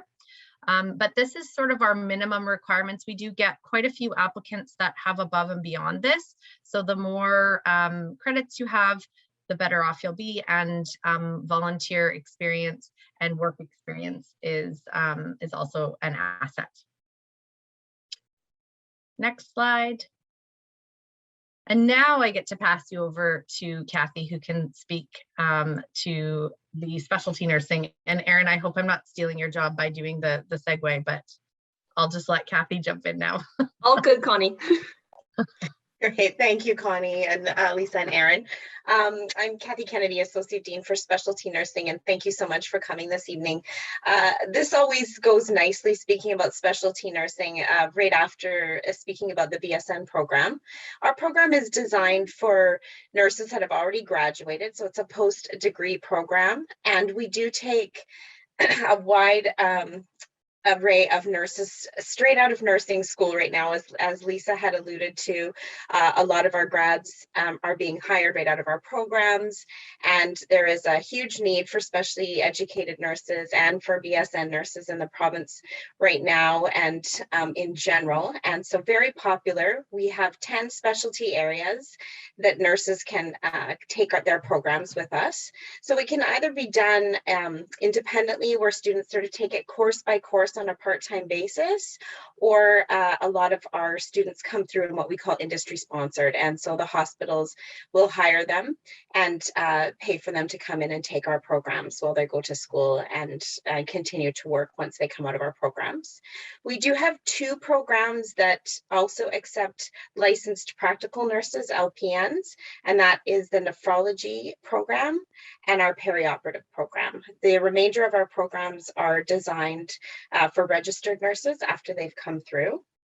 All very, very popular and very exciting, and we would love to chat with you after you finished your BSN program. Very interested in helping support. So if you have any questions about any of the particular areas, we're happy to chat with you. We really have a focus on if you're interested in working with babies in the NICU, the neonatal program would be a great place for you. If you've been watching the pandemic and interested in what happens in an ICU setting, then the critical care environment is wonderful. Emergency is always a very popular one. High acuity really speaks more to our cardiac step-down unit, so just slightly less acute patients from an ICU. Nephrology is in reference to our patients that are in the dialysis unit, require kidney support and kidney care. Pediatrics, I think that speaks for itself. We have pediatric emergency as well as a pediatric ICU program, and our perinatal program is for maternity and well baby and well mom, and then perioperative is also very popular with all that's happening in the province and looking at our surgical plans. Very popular program. So happy to answer any questions that anybody might have. Please reach out, and we're here for you when you finish your BSN program. Back to you, Erin. Thank you, Kathy. I'm going to advance the slide. I just wanted to add one thing here. You did just hear about our specialty nursing and our nursing programs. If you want more information on either of these programs and you can't get your questions answered in the chat tonight, please do join us next week. We have a Bachelor of Science info session, and all of our info sessions for all of our programs are listed at bcit.ca/info/health sciences. You can sign up there for free 45-minute info sessions that we're having next week that go into much greater depth than we can go tonight. And with that, I'm going to pass it over to Trina Cardiff, Associate Dean for Diagnostics Advanced Practice. Hi, everybody. Thanks for coming tonight. I'm just going to jump to the next slide and let you know what diagnostics is. Thanks. So diagnostics are medical modalities that use imaging or vital sign monitoring to help diagnose and treat patients. We have a number of diagnostic and advanced practice programs at BCIT, and the list is here, but so medical sonography, nuclear medicine, radiation therapy, medical radiography, cardiac sciences and perfusion, magnetic resonance imaging, electroneurophysiology, and as well as health leadership. All of these are programs within the diagnostic portfolio. Can we go to the next slide?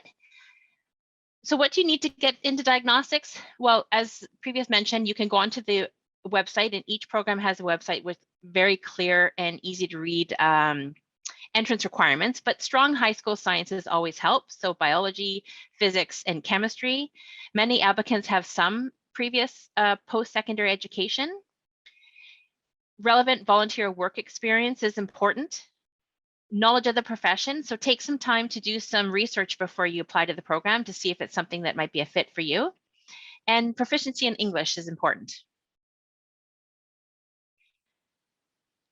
The program vary in length. There's quite a few programs. They vary from 24 months to 36 months, part-time and full-time. So some of the programs you can take while you are working elsewhere.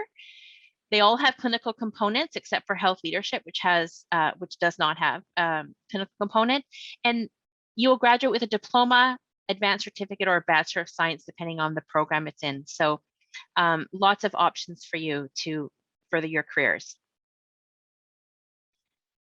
Next slide. I'm just going to give you an overview of some of the programs just to give you a little bit more information. So diagnostic metal sonography, or commonly known as ultrasound, uses high frequency sound waves to examine the developing fetus, heart, abdomen, pelvis, and blood vessels. And the sonographers work in hospitals and imaging clinics. And if you enjoy working with patients and technical work, this is a great opportunity for you. The next program is nuclear medicine. Nuclear medicine uses biological tracers combined with radioactive material to produce images that help diagnose and manage disease. Nuclear medicine technologists also work in hospitals, and they also work in the labs as well. They have hands-on patient interaction and a lot of technical work as well, especially working with the radiation. Speaking of radiation therapy program delivers a therapeutic dose of ionizing radiation for the treatment of cancer. So these beams of energy kill the cancer cells. Anybody who's been at BC Cancer Agencies has seen radiation therapists because they work throughout the province. And they have, again, work a lot with patients. So, you really need to be quite open to working with families and different ages of people because all of the diagnostic portfolio do have patient interactions. Next slide, please. Medical radiography or X-ray. We just jumped 2 slides. So medical radiography, can you go back a slide, please? Trains individuals in X-ray imaging. So if you've ever broken a bone or potentially broken a bone, you've had an X-ray. So students are trained in areas of CT scanning, fluoroscopy, OR imaging, emergency trauma, interventional procedures, and mammography. So these medical radiography technologists work in hospitals and imaging clinics, and they also have hands-on patient interaction and quite a bit of technical work as well. Cardiac Sciences is a program at BCIT, and they have graduates to help diagnose and care for patients with heart disease, and they also have some advanced practice programs as well. These careers include working in cardiovascular labs, electrophysiology labs, and cardiac device clinics. As I mentioned previously, Cardiac Sciences work in the hospital, they work in clinics as well, and they work in the team setting and with a lot of patient interaction. Cardiovascular perfusion. They're a key member of a highly specialized surgical team. Cardiovascular perfusionists work in operating rooms and run the heart-lung bypass machine. They provide life-saving support to patients undergoing heart surgery. The cardiac perfusion is a 2-year program at BCIT, with the first year consisting of online learning, and the second year is the full-time clinical rotations. And they work in all the ORs. Electroneurophysiology technologists use sophisticated electroneural-diagnostic testing equipment. Electrodiagnostic tests the integrity of the peripheral and central nervous system to help diagnose and evaluate trauma, stroke, infectious diseases, sleeping disorders, and epilepsy, among other conditions. Electroneurophysiologists work in hospitals and clinics throughout Canada. Magnetic resonance imaging, or MRI. These use powerful magnetic fields and radio waves to form images of the body to diagnose illnesses. MRI provides non-invasive diagnostic testing on almost every aspect of the body, including bones, organ, muscles, and neurological functions. MRI technologists are in high demand right now. The field is constantly expanding, and there's an urgent need in BC for technologists. The final program in my portfolio is health leadership, and this is for emerging health leaders already working in the healthcare field. Health leadership develops the leadership perspectives and capabilities to advance your career and make a difference as an emerging health leader. From leading oneself, understanding health organizations, budgeting, project management, and managing people, our online courses are taught through the healthcare leadership lens. So just a reminder, check out the websites. Like I mentioned, all the diagnostic programs are hiring in BC, especially with COVID. There's a lot of, the intake are increasing. We're opening up more sites and clinics. So it's a great field to get into if you want a career. If you have questions, put them in the chat. If you have other questions, go to the website and check out the program pages, as well as attend the info sessions next week. And thank you, Trina. Thank you. And with that, I'm going to pass it to Jennifer Elliott, Associate Dean for Lab and Allied Health Programs. Jennifer? Good evening, everyone. We're marching along at a quick pace, which means that we'll have lots of time for your questions after. So welcome, and I'll tell you a little bit about some of the programs that are in my portfolio. It includes medical lab and also some applied health programs. Next slide, please. So at BCIT, in the Lab and Allied Health portfolio, there's disciplines that conduct lab-based research into patient samples, disciplines that work for the betterment of public health. So some of these programs include medical laboratory science, clinical genetics, food technology, environmental health, occupational health and safety, biotechnology, prosthetics and orthotics, and biomedical engineering. Next slide, please. So what do I need for the lab and allied health? Similar to the other programs, some of the best fits are people who are curious and who are fascinated by science. Some of the programs in this portfolio are quite process oriented, and you need to be precise and accurate in the things that you do. You need to be self-sufficient. So in some of these programs, you're going to be working a bit on your own, and you may have some direction, but you also must need to take initiative on your own. And again, you're going to be doing some work independently, but you're also a part of a greater team, whether you're in a hospital setting in the laboratory, or even in occupational health and safety, you work for a company or other industries on their behalf, and you need to interact with different people in different settings. Some of the jobs are high pressure or can be at times, so you need to be able to manage that. We're looking for people who have great observational skills. And as always, communication and interpersonal skills are key. A lot of these jobs, you're interacting with members of the public, with colleagues, with different stakeholders, and you need to be able to clearly communicate both verbally and in writing. We have detailed program information. So if you go to the specific websites for each program, they'll tell you exactly the sort of candidates we're looking for. Next slide, please. So the medical lab science program is 2.5 years. Clinical genetics is an advanced diploma. So that means that you've already have education, and it's a 13-month program. Food technology is 2 years, as is environmental health. Occupational health and safety is 2 years. The Occupational Health and Safety Associate Certificate. Now, this is a part-time program, so I'll mention a bit more about that later. It's a different form of delivery. Biotechnology is a 5-year program. It's combined with UBC, so it's a joint UBC and BCIT degree. Prosthetics and orthotics is a postgraduate, so again, you have an undergraduate degree already, and it's a 2-year program. And biomedical engineering is a diploma program for 2 years. Next slide. So what is medical laboratory science? So if you've ever if you're ever in a hospital and they've drawn blood and taken a blood sample, or if you've ever gone to Life Labs or somewhere like that, the people who analyze the samples in the different machines are the medical lab technologists. And each year in Canada, they perform over 1.2 million tests. And this has probably expanded since COVID. They've been a pivotal part of the COVID pandemic testing. Tests have been, there's been a significant increase in tests. And so the technologists have had to adapt and manage and be a part of this.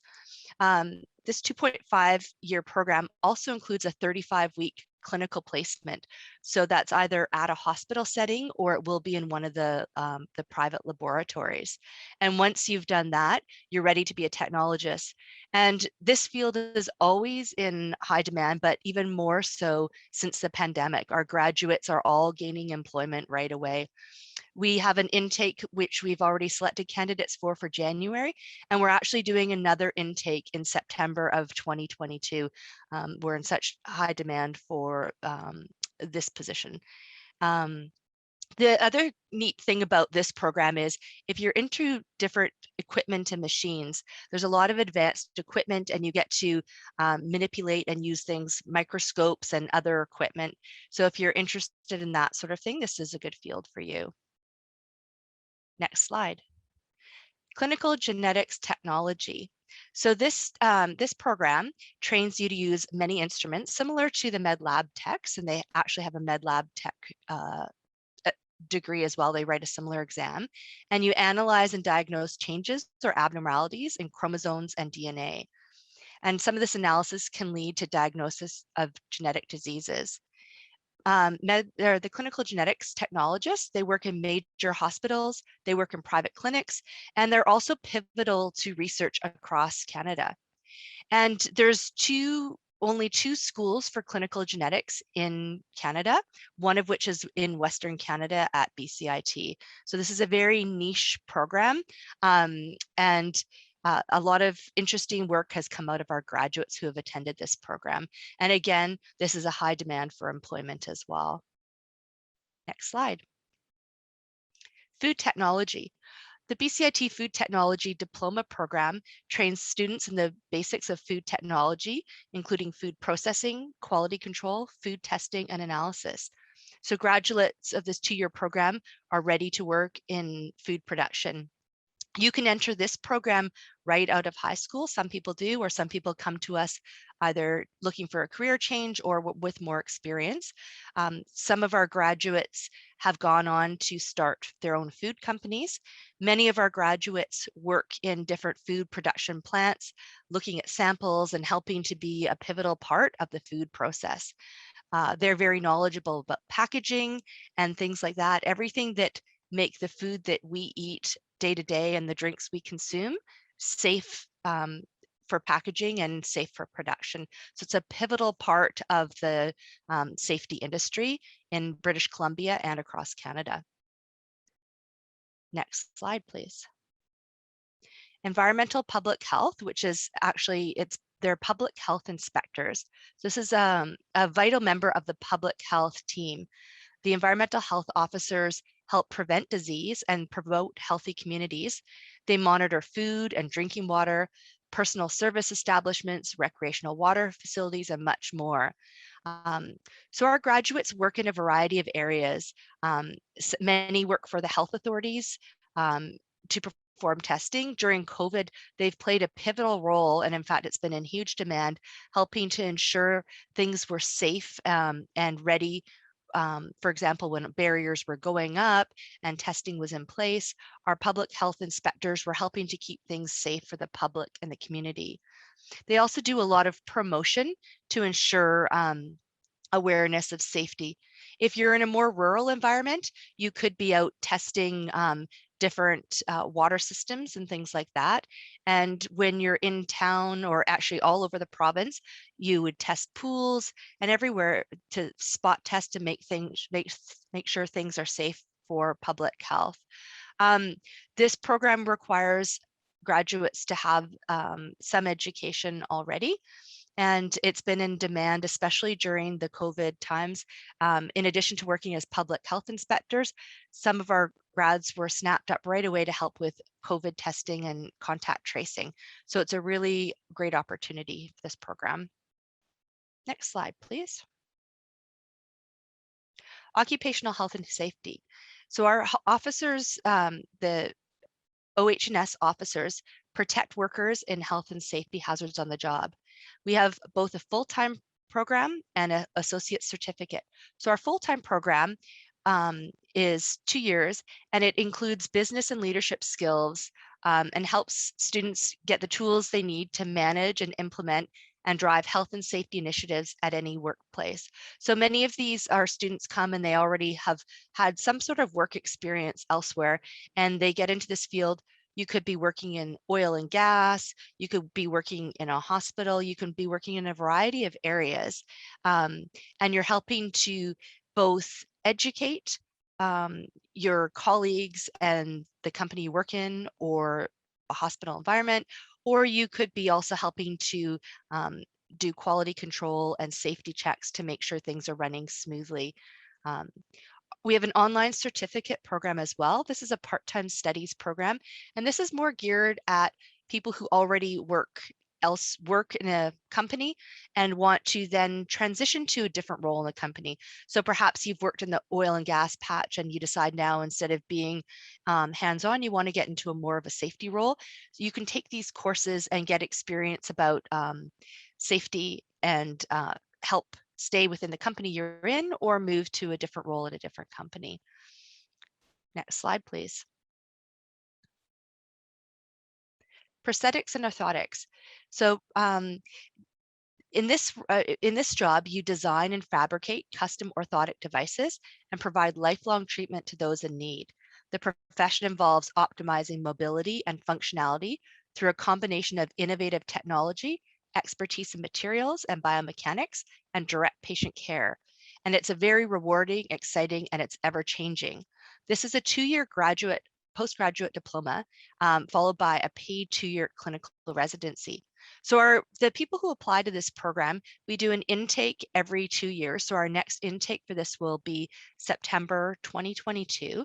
We have our applicants have an undergraduate degree already. It doesn't have to be a science degree. It can be in anything, though there's a few key courses that you need to look at, that you need to be familiar with. Our graduates, it would be people who are it's very direct patient care. So for example, if you're helping to fit somebody with orthotics or a prosthetics device, you're working closely with them, you're watching what they do. And BCIT, we're going to be moving, the School of Health Science is moving to a new building in March of 2022.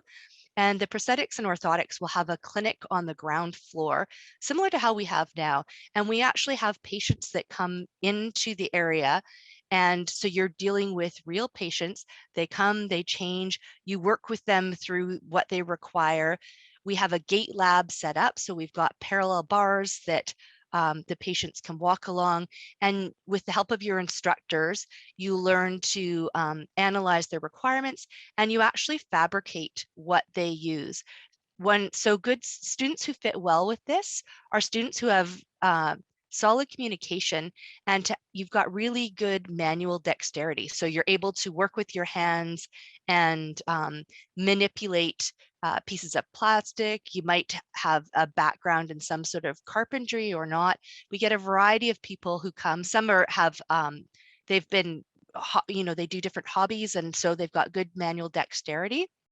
And it's an interesting program, and there's only a few programs in Canada, and this is one here at BCIT, and our new lab is going to be fantastic. Next slide, please. Biomedical engineering. So biomedical engineers, it's applied science and engineering to healthcare and medical device industry. So our graduates help develop new medical devices and products or maintain specialized medical equipment that is used to support patient care. So we've got a range. Our applicants come, some of them are direct from high school, some have already got a university degree. It's quite varied in the biomed team at BCIT. And once you graduate, so you have an opportunity to get hands-on experience at BCIT. You're doing everything from working with small devices to working on learning to fix X-ray machines and anesthesia machines and things like that. You take apart equipment, they show you how to put it back together, you learn to troubleshoot, and it truly is an integral part of a team. So if you're working in a hospital environment, you'll often be the first line of defense if a piece of equipment goes down. So you learn to work a bit under pressure, to troubleshoot, to try different things. As well, many of our graduates in biomedical engineering go on to work in research facilities. So they're helping to build new products, to be innovative. And we've got a really creative group of people. In fact, the biomedical engineering team, one of them last year, a group of students, won one of the top awards in the province with one of their new innovations. So it's a chance to think creatively, apply the science, and work with your hands. Next slide, please. So as was previously mentioned, there'll be some more in-depth online information sessions coming up if you want to learn about any of these programs or any others that have been mentioned already. Thank you. Thanks, Jennifer. Yeah, we're kind of going quickly over a lot of programs tonight. So definitely check out the info sessions next week because they're a lot more in-depth and you can ask some very detailed questions there. And now I am going to pass it over to Jennifer Talman, and I hope I said her last name right. Thanks, Erin. So good evening, everyone. I'm joining you as a representative of the Forensics Department tonight. So our forensics programs deal with applications of science to the law. Most of our programs are aligned with natural science or computing. So you may have seen some of our programs in other big info sessions, or you might see some coming up in the next couple of days. But I wanted to just point out the forensic health sciences for those of you who are thinking about pursuing a career in nursing. Next slide, please. So the forensic health sciences courses bridge the gap between healthcare and the justice system. So they're really looking at situations where medical and legal issues overlap, violence, abuse, neglect, accidents, cover topics such as, well, the law and evidence collection, injury evaluation, death investigation, expert witness testimony, that sort of thing. So we really specialize in the forensic nurse examiner education. That's where a lot of our interest in our courses comes from. Now, this education is really geared towards students who are already registered nurses. So if you're already a registered nurse, which I know many of you aren't, and you're looking at that path, but something to keep in mind down the road. Once you're already an RN, you can just take 2 courses at BCIT, and that would give you the education needed to be hired as a forensic nurse examiner. So forensic nurse examiners care for victims of sexual assault, other violence as well, but a lot of them care for the victims of sexual assault. You learn the forensic evidence collection. These courses are approved by the International Association of Forensic Nurses.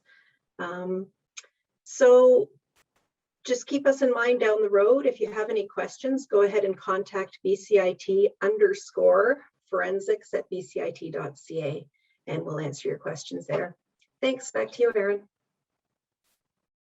Thank you, Jennifer. And I wanted to add in that BCIT does also offer part-time studies courses in introductory courses in anatomy and physiology, physics, psychology. If you are looking to upgrade or to meet some entrance requirements and you don't have quite the right courses, we do offer a few of those through our part-time studies, and you can search that up on our website or by the link below.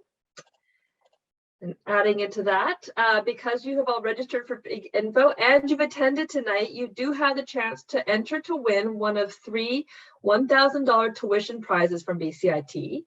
So please do complete that entry by submitting the Big Info survey.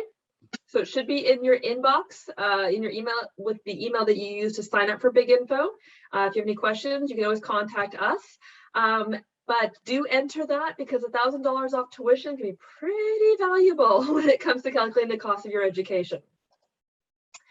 And other ways to connect with us. So we do want you to always feel free to reach out to us with any questions, to keep in contact with us. So as we said a few times during this presentation, you can learn more by attending a specific program information session, and Health Sciences has 20 different program information sessions scheduled for October 12th to 15th. So that's just next week, right after Thanksgiving. So we have got a full slate, and if you're interested in more than one program, you can sign up for as many as you want and just sit back in your living room or your kitchen, wherever your laptop's set up, and listen in to all the information we're going to give you on those. You can also check out our 360-degree virtual campus tour highlights. You can connect with a program advisor, You can do that by emailing program_advising@bcit.ca or by searching up BCIT Program Advising, and there you'll find their phone numbers and their office hours. You can learn more about admissions and upgrading on our website.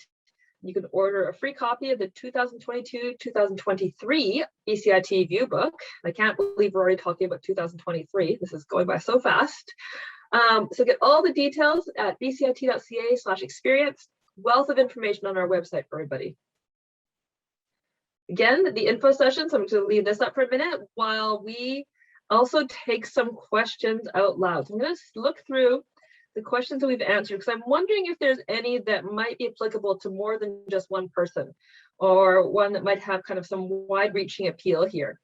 Now, I did notice that numerous people did ask a question about BSN, and I'm hoping Connie can answer for us. A lot of people were asking for BSN, can they apply right out of high school? So the answer to that is no. You can't apply right out of high school. We do have a certain amount of requirements prior to applying. So there was a slide that I showed, and I believe in the answers, Dina also shared the link to the website that lists that. So you need to come with a certain amount of credits, and I'll just redirect people to the website to see what those specific requirements are. Thank you, Connie. And there is some confusion around those post-secondary credits, whether or not they need to apply to BCIT before they have them, or if they need to take them at BCIT. No, you do not need to take those prerequisite courses at BCIT. You can go wherever is closest to you or easiest to get to take some of those courses, as long as they transfer to BCIT. And you can check the BC Transfer Guide for that information. You can just Google BC Transfer Guide. So you do need to complete all of those credits before you apply to the BSN at BCIT. Somebody's asking, is there an info session for X-ray technician? Yes, but when looking at the website, that's called medical radiography. And so you'll find it listed as such on the info session list. So yes, we do have one of those coming up next week. Just like this session tonight, all of our info sessions next week will be recorded. So if you can't make the time that is listed on the website, please do register anyways, because then we'll get you on our list. And as soon as our recording is ready, we'll be able to email it out to everybody who registered. So you get a copy of the recording and a copy of the PowerPoint slide deck if you register. So even if you can't make it and you still want to know more about that program, just register so that we have your email address and we can send you all that really good information and those web links. Let's try and see if there's any more questions. Feel free to keep popping your questions into the Q&A if you have any more. I love how the majority of the questions in the chat are about the nursing program. It's always one of our most popular, and it's definitely our largest program at BCIT too. One person did ask, what campus is the BSN located on? Almost all of our health sciences programs, not including those that we said were online, all the other ones are located on the Burnaby campus. And somebody asked a question about perfusion. Has that always been taught online? And will it stay like that after COVID? Yes, and this is true for our other programs too. Programs that were online before COVID are staying online now and staying online after COVID. Our health sciences programs at BCIT were actually the first ones to come back to campus, because it's very hard to learn a lot of the health sciences skills virtually. So even during COVID, we had students coming on campus to do labs within health sciences. I know a lot of other schools were able to go fully online, but BCIT's hands-on nature and the hands-on nature of health sciences really meant that our people were still coming on campus. Our students were still learning in person and doing it safely without any issues. So nothing should change there. I don't know if Trina could answer this. How rare is it for a fresh high school graduate to get into sonography?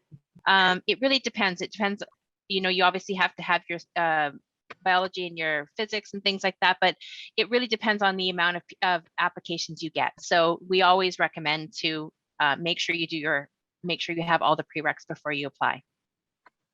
That was kind of an answer, but it's true though. Every intake is different. So some intakes we may get a very large applicant to seat ratio, and some intakes we may get far less applicants. So it's hard for us to say in advance. And that is kind of a very true fact there. Yeah. And I'm going to end it with that. You can continue to write questions into the Q&A. We can continue to answer them there. But in the meantime, questions about health sciences, again, you can contact Program Advising.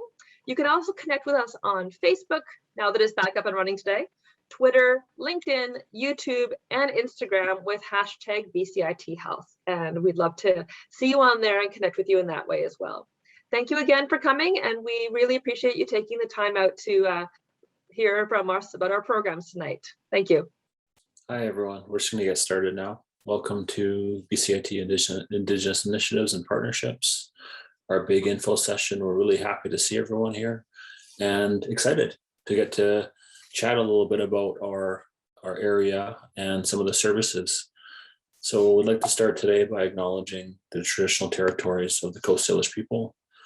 BCIT's main campuses reside on the Musqueam, Squamish, and Tsleil-Waututh. And this hand that you see represents the Sinuelia, which is the passing of knowledge from one to the next. We really recognize and acknowledge the Coast Salish territories here in the Lower Mainland and really appreciate their guidance in a lot of the work we do. I'm joined today by Desmond King. He's the digital design, there he is, digital design and development student. First year, he's also, I'll let him share a little bit about his story in the next segment here. But he's also joined by John Diamond, who works with the School of Transportation. And he's got his, there he is. The whales are riding, the whales are going. It's good to see you, John. A nice shirt. In that vein as well, just acknowledging the recent Truth and Reconciliation Day that happened. The first, that used to be called Orange Shirt Day. Now it's a national holiday, and it's really a recognition of those survivors and those that did not make it through the residential school system. And those, my thoughts and all of our thoughts are with the survivors and their family as we work through this. These moments in history, but also really carrying forward, those the action steps that we at BCIT are so well known for, right? How do we move forward towards reconciliation? What does truth and reconciliation look to us all? So these are some great things that we're moving on, and some things we'll touch on in this presentation. This is a safe space, recognizing, what that means to be respected, what that means for your input to be respected and valued and appreciated.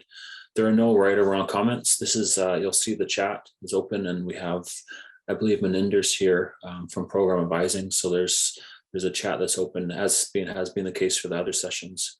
And please feel free to ask any questions there, and we'll answer as best we can. We'll do so along the presentation, and then we'll also have some time at the end, ideally. Before I get into the description of the copper, I just wanted to play a short video here and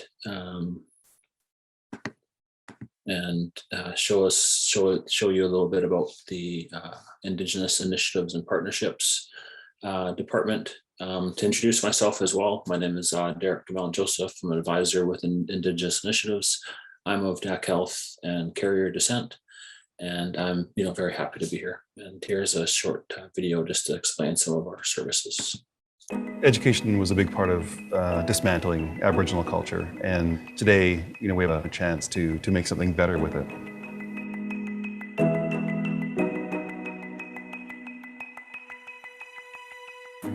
BCIT's Indigenous vision is really built on creating pathways for our Indigenous learners, the whole journey for them. BCIT Indigenous vision, inclusion, accountability, and relationships are all really important because we have to have every voice heard, we have to be able to get along with each other, and we have to do what we say we're going to do. It's something that's on a regular basis. What I feel BCIT does with their employees is create the stability, and that stability transfers to the student experience. Our Indigenous gathering place is central to the success of our students. It feels like home. I can relax, kick back. They have computers. I can keep in touch with family. They gave me some lists for housing, and they also helped me out with some financial aspects to get a bursary. Indigenous services at BCIT is students can come there and relax and cook or study, and it's kind of their home away from home. Having that support from Indigenous services, I can go to school and be a mom. A sense of community and connection is what makes a student well supported. Our faculty and staff members come there as well to learn. It's not just the students. We're in a sort of process of reinvigorating our culture. There's a lot of parts that have been dismantled. Having Indigenous input into what they're going to teach here at BCIT, they've chosen to bring in that Indigenous community and their experience into modern Western education. There's a sweat lodge and there's also access to smudging. And there's also an elder here who can talk to us and guide us along the way too. It's important that they know that there's somebody behind them rooting for them. They do have a purpose here, they do belong, and they will succeed. The presence of Northwest Coast Art here is allowing First Nations students to be able to see a piece of home, a piece of their community. The fact that we're celebrating these nations and representing them on campus means that BCIT is doing great work to address colonization and, making space for Indigenous students and Indigenous knowledge. Knowledge is power. Education is a key to a future. You can follow whatever dream it is that you want and get the skills and abilities to live the best life that you can. I just want to have a positive impact on my community. I want to make everyone's lives better by fixing their homes. So after graduation, I see myself working in media and putting more Indigenous voices and people on screen. Graduation means a lot of things to me. It's opened up a lot of doors, and I'm still climbing higher and higher.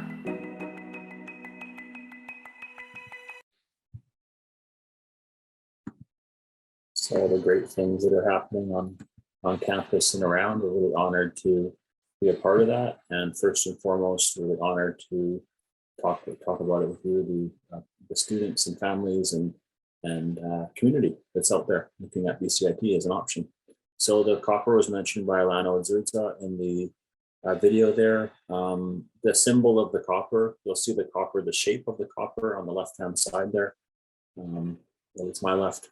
And looking at ways that this is incorporating some of the Northwest Coast's designs, and really symbolizing, not wealth and knowledge, and knowledge is power, and the copper gains more value as it changes hands, and it really represents how we're looking at peer support. And it's also can be broken down and put back together, and that really symbolizes the strength that we have as community and faculty, staff, management, leadership, students, peer students, and the way that we're able to work together and overcome these some of these stumbling pieces that come up, of course, in post-secondary. So that's why the copper symbolizes the Indigenous vision. The Indigenous vision at BCIT is really our strategic plan. What is the vision for the future of Indigenous initiatives at BCIT? And the copper really symbolizes that. You'll see also as well, I showed the hand at the first slide, and that hand is also brought up around campus and shows a lot of not only recognition of the Coast Salish nations, but also looking at symbols you'll see around campus that guide you to resources. So who are we? Looking at our team, it's our executive director, Corey Wilson, is our executive director. Tammy Pierce is our associate director. Myself as an advisor, Celeste Dunstan as our administrative assistant, and we're lucky to have 3 elders as well. So it's Alf Dumont, who was Anishinaabe or Ojibwe, Judy Muir, Judy Muir,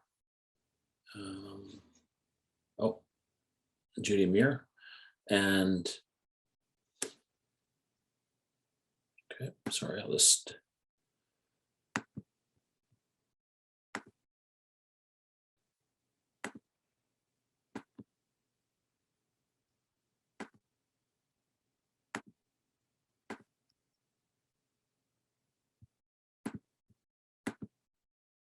I think that's better. Sorry. Desmond, is that sounding better? There we go. Okay. My apologies, technical difficulties there. So myself and then our elders. So looking at Judy Muir as a Gitsan elder, and Carleen Thomas, my apologies. Carleen Thomas is our Tsleil-Waututh elder, and you're able to visit them in our Gathering Place Center 3 days per week, and they're alternating in different days. So getting started with BCIT really looks like, visiting our Gathering Place. That's the Indigenous Initiatives Gathering Place. Looking at ways that you can connect in through our center. We're available through email, phone, or of course now in person. We are on campus. Throughout this COVID time, we've transitioned from off campus to on campus as of August 30th, 2021. And we've been welcoming back students and staff into our center for the last month and a bit now. Questions that do come up in our area are things like funding, and looking at ways that we're connecting in with the different organizations that might offer scholarships, bursaries, grants, and awards. It's Indigenous, there's Indigenous funding specific to First Nations band organizations. There's also external organizations such as the Congress of Aboriginal People. Of course, Métis Nation BC, they have some great resources such as Housing Emergency Fund, Technology Fund, that have happened over COVID but extend out into on-campus support, and things like Aboriginal Learning Links. There's a great way to connect in with different resources throughout BC and also the across Canada. There's also Inuit resources that you can find in some of these links. So Aboriginal Learning Links definitely has some Inuit links as well. And looking at some of the training modules that we have currently on campus, looking at the BCIT Indigenous Awareness modules. So this is something that Corey and Tammy are delivering across campus, and that's Indigenous peoples in 3 modules. So Indigenous peoples, colonization, and decolonization. And this is a great way to get to know some of the resources on campus, as well as the broader history of Indigenous people. And these Indigenous awareness modules are open to not only current students, but organizations, external organizations, and other communities. You can access them through the BCIT website. Things like UBC Learning Circle and Teachings in the Air are great resources as well. The Teachings in the Air is actually led by a friend of BCIT, a friend of ours, and that's Jerry Ullman. He used to run our sweat lodge, and he has a great resource there. As we get in, just as I sort of get into one of the main events here, and it's Desmond, I just wanted to read off, some inspirational quotes that that I like to bring up, or the department likes to bring up, and that's something that we reference a lot in our book club, which is run as well through our department, and that's Indigenous authors, Indigenous knowledge keepers. So, looking at Richard Wagamasi's Ember's book, life sometimes is hard. There are challenges, there are difficulties, there is pain. As a younger person, I sought to avoid them and only ever cause myself more of the same. These days, I choose to face life head on, and I have become a comet. I arc across the sky of my life, and the harder times are the friction that lets the worn and tired bits drop away. It's a good way to travel. Eventually, I will wear away all resistance until all there is left of me is light. I can live towards that end. So without further ado, I'll pass on the next part, and I'll leave it on this slide, to Desmond King. So Desmond King is a current first-year digital design and development student within the School of Business, and he's here to share a little bit about his story and how he got to BCIT, who he is, and take it away, Desmond. Okay, great. Thanks, Za. I'm assuming my mic is working, so great, good, excellent, thumbs up, awesome. Thanks, Za. Yeah, so let me start by saying Ani, hello to everybody. My name is Desmond King. I am Anishinaabe.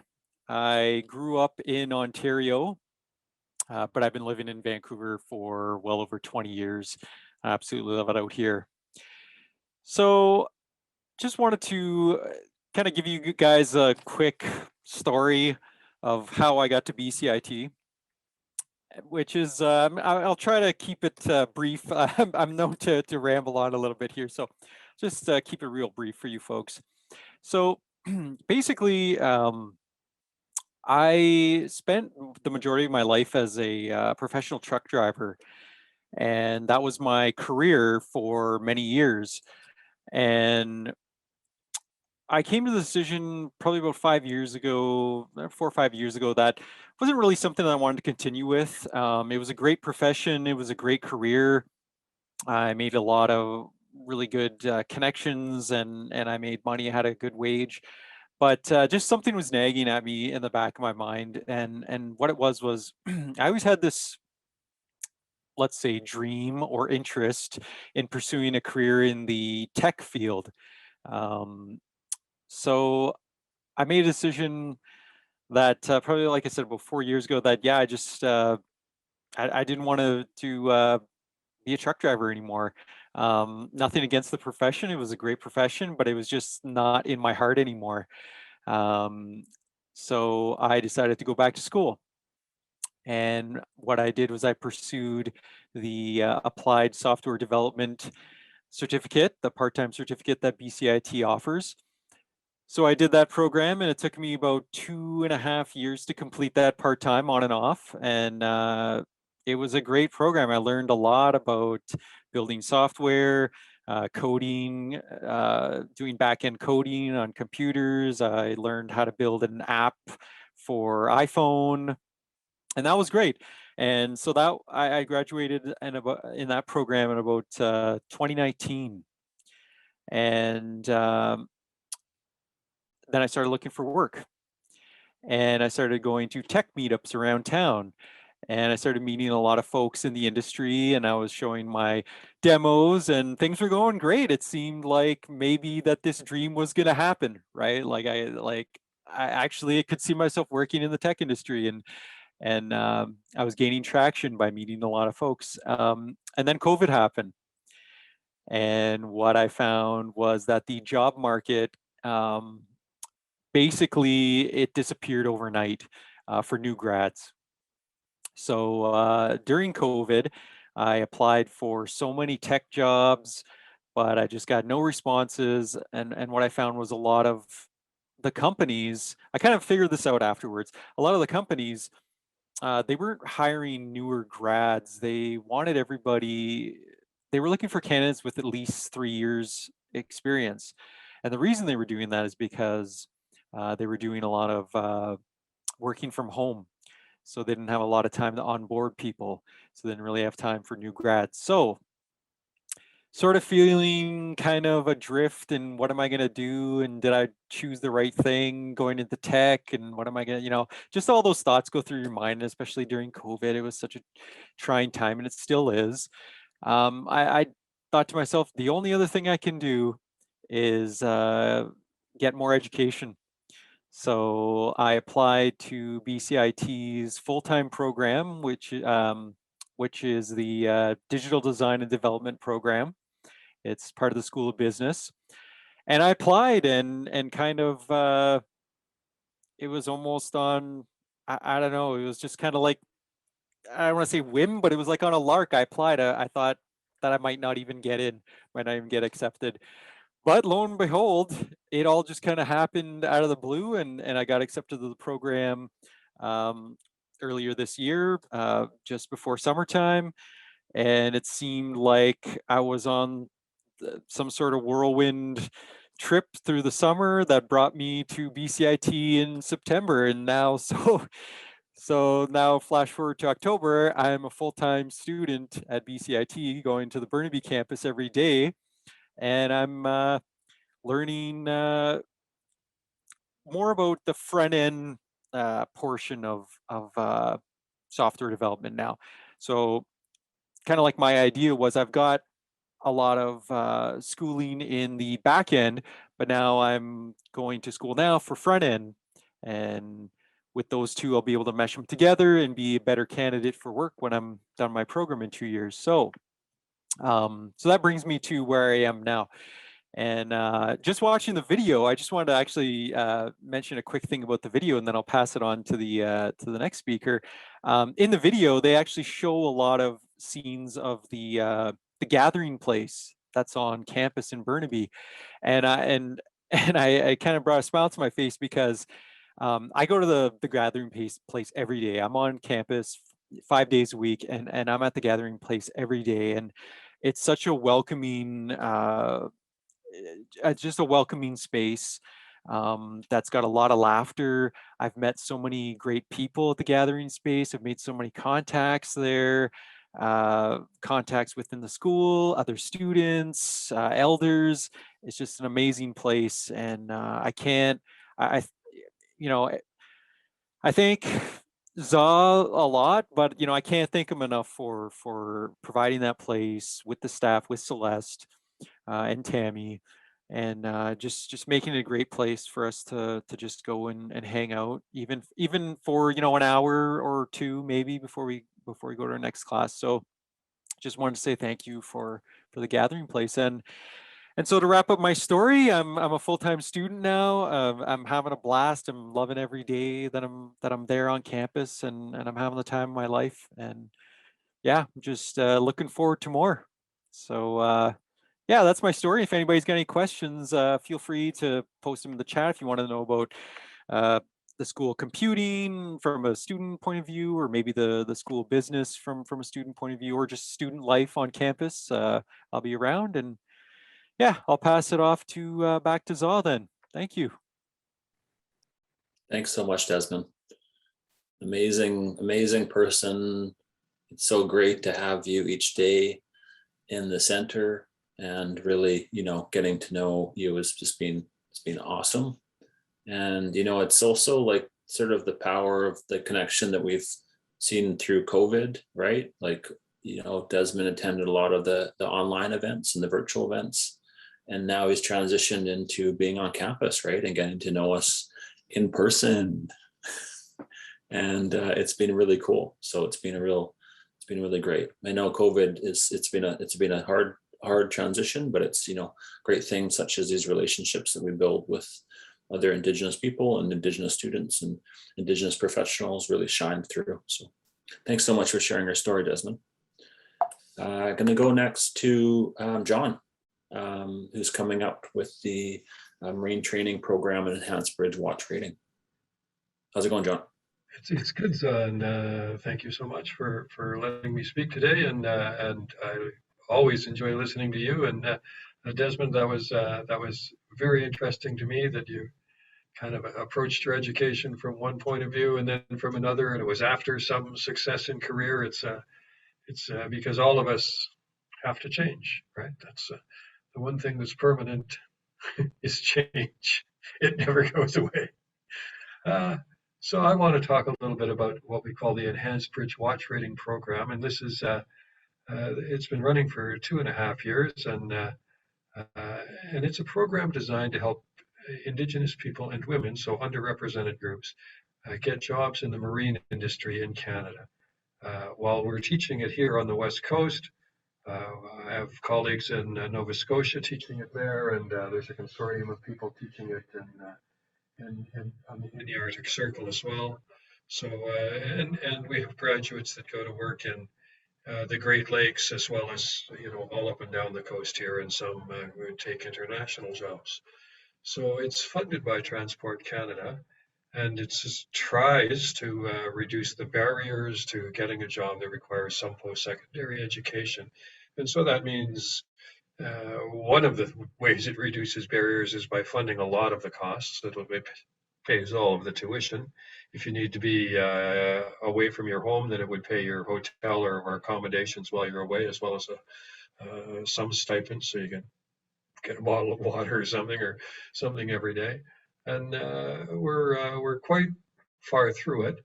I think we've got between BCIT and Camosun about 120 graduates. BCIT has about 85 so far, of which about 45 are Indigenous, and many of them are working. So it seems that what I like about this program is that specific Indigenous communities seem to be very supportive of it. The marine industry is very supportive. The government is supportive, and the post-secondaries work hard together to try to offer something good. So when you get those four groups all working together and getting positive results, it's a little bit uplifting, I think. So, and next slide, please. And these were the goals of the program to start with. We wanted to continue to work on our relationships with coastal communities, with Indigenous communities, and I have spent time talking with many northern communities, northern BC communities, with the reconciliation framework agreement discussions and so on. And we've done a lot of work with, especially in Kitimat, but also Hartley Bay and other places. You know, on this coast, this coast was, since time immemorial, the Indigenous people were on the coast trading and moving goods and moving people and fishing and so many things. And so it seems like it would be a good opportunity to take the basic courses you need to get a job as a commercial mariner today, and find work on vessels like the Tug and the Pitcher, if that was something that you wanted to do. We don't really teach it, at the end, all the skills need to be the same, but we don't really teach it in the same way that we teach it necessarily in the regular school program. I know we encourage the students to talk a lot, to talk about their experiences.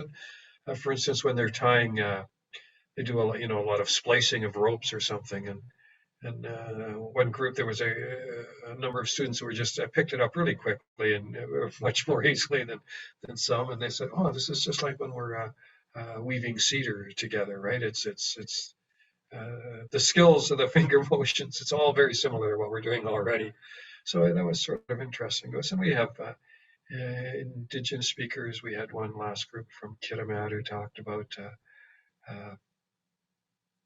really supernatural stuff as well as natural stuff in the history of the people of the Heisley and Kitimat and Douglas Channel, and it was well received by the students, not just by the Indigenous students, but by everyone, because we all need to know more. And the federal government has helped us. We have some cool virtual reality fast boat simulators that the students spend some time in. So that's some of the new equipment that we got. And let's go to the next slide. So in addition to all of the courses that you must take to become a commercial mariner, there's a series of other courses that are available. If you live in a community where there was a dozen people who wanted to take the course, then we would offer about half the course in your community. Some has to be done at BCIT or at Camosun because there we have all of their, the resources, whatever, the lifeboats and the firefighting at Justice Institute and so on. But half of it could be done in your community. And if you wanted some of these courses or one of these courses, we would add that in as well, right? Small vessel machinery operator we're just working on right now. But seafarers with designated security duties, we've offered that up in Kitimat. The vessel personnel with a security response, small vessel, we've offered some of them with the Coast Guard as well. They wanted different courses than others. So there is some flexibility there depending on the community wants or needs. And the next slide, please. It's still being offered in a blended format, although the BCIT campus, a lot of things have gone back to normal and are in the classroom. In this program right now, we're offering really the first 8 weeks of it kind of online. That would be the theory portion. And then there's 8 weeks of practical where again, we do the splicing. We can't just teach rope work on the internet and the Justice Institute where they do the firefighting and the basic first aid and the marine emergency duties. All of that has practical stuff that has to be practiced. And so we do that on campus. We've been very fortunate, in the last year and a half. It's not as though no one who attended BCIT ever had COVID. Of course, there have been cases, but there have been no outbreaks in the school. There've been no, groups where several people got it. So I think we do a really good job of that, and we still have strict COVID protocols, although they're not as tough as they were 8 months ago. In some ways, at least we're on campus. And next slide, please. You know, it's we do work with the communities and with industry. We do try to make sure that the students get out into vessels and they meet other mariners and they learn what people who are working at sea now say about what's going on. We talk about what barriers there are for people to get to school, to get a job, to keep a job, and we try to work on that. We try when you graduate, we try to work with you to make sure that you get 2 months of sea time, which is required to make your binge-watch certificate a full certificate, and so it's kind of we keep the relationship after you're finished for sure. And next slide, please.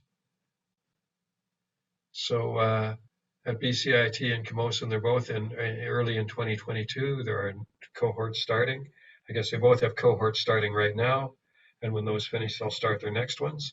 There'll likely be another cohort at both institutions after that, because there's the original 3 years will be up in March of 2022, which there wouldn't be time for another cohort, but there'll be money that isn't spent, and the federal government has agreed that we can continue it for another year. And by that time, I believe that they'll have arranged to continue it beyond that. We're working hard on that, and they're working hard on that, but it's not done. So I encourage you to apply for January or February, and if you're interested, of course. And then beyond that, I believe it's going to be good, but that's not certain yet. And the next slide, that's about it. Yeah, chart work. They do lots of chart work. And it's a fun program. Thank you. Thanks so much, John. Yeah, the community that's built through the School of Transportation, it's pretty amazing, right? Like, we get to hear stories not only of the work that's being done within the Coast Salish or the North Van, Squamish, Tsleil-Waututh areas, but also all through the province. It's pretty amazing to sit and connect in with your student, because there's so many students, because there's so many communities that are being represented there, and the long-standing traditions that also are contained within these nations. It's pretty amazing. So thanks, John. Yeah. Thank you, Zah. And there's the contact for John, as well as Debbie Power. There's a great team there for support for students that are attending or interested. And yeah, please reach out to them. This is our email contact. You can reach myself and our team at indigenousadvisor@bcit.ca. Desmond's hitting that up all the time. Hey, what's up? It's time for coffee time. And but feel free to reach us. Feel free to reach out to us at any time. And looking at this, looking at the registration, just to finish it off, there is tuition prizes and info. As has been advertised previously, and please make sure to enter that. And looking at the different sessions that are happening, please keep tuned to what's going on through the BCIT website. And thank you so much for everything that our presenters have brought forward, but also you as participants. We look forward to meeting you at BCIT and getting to know you further through the programs and services that we offer. So Masi Cho, OCM, thank you very much for joining us tonight.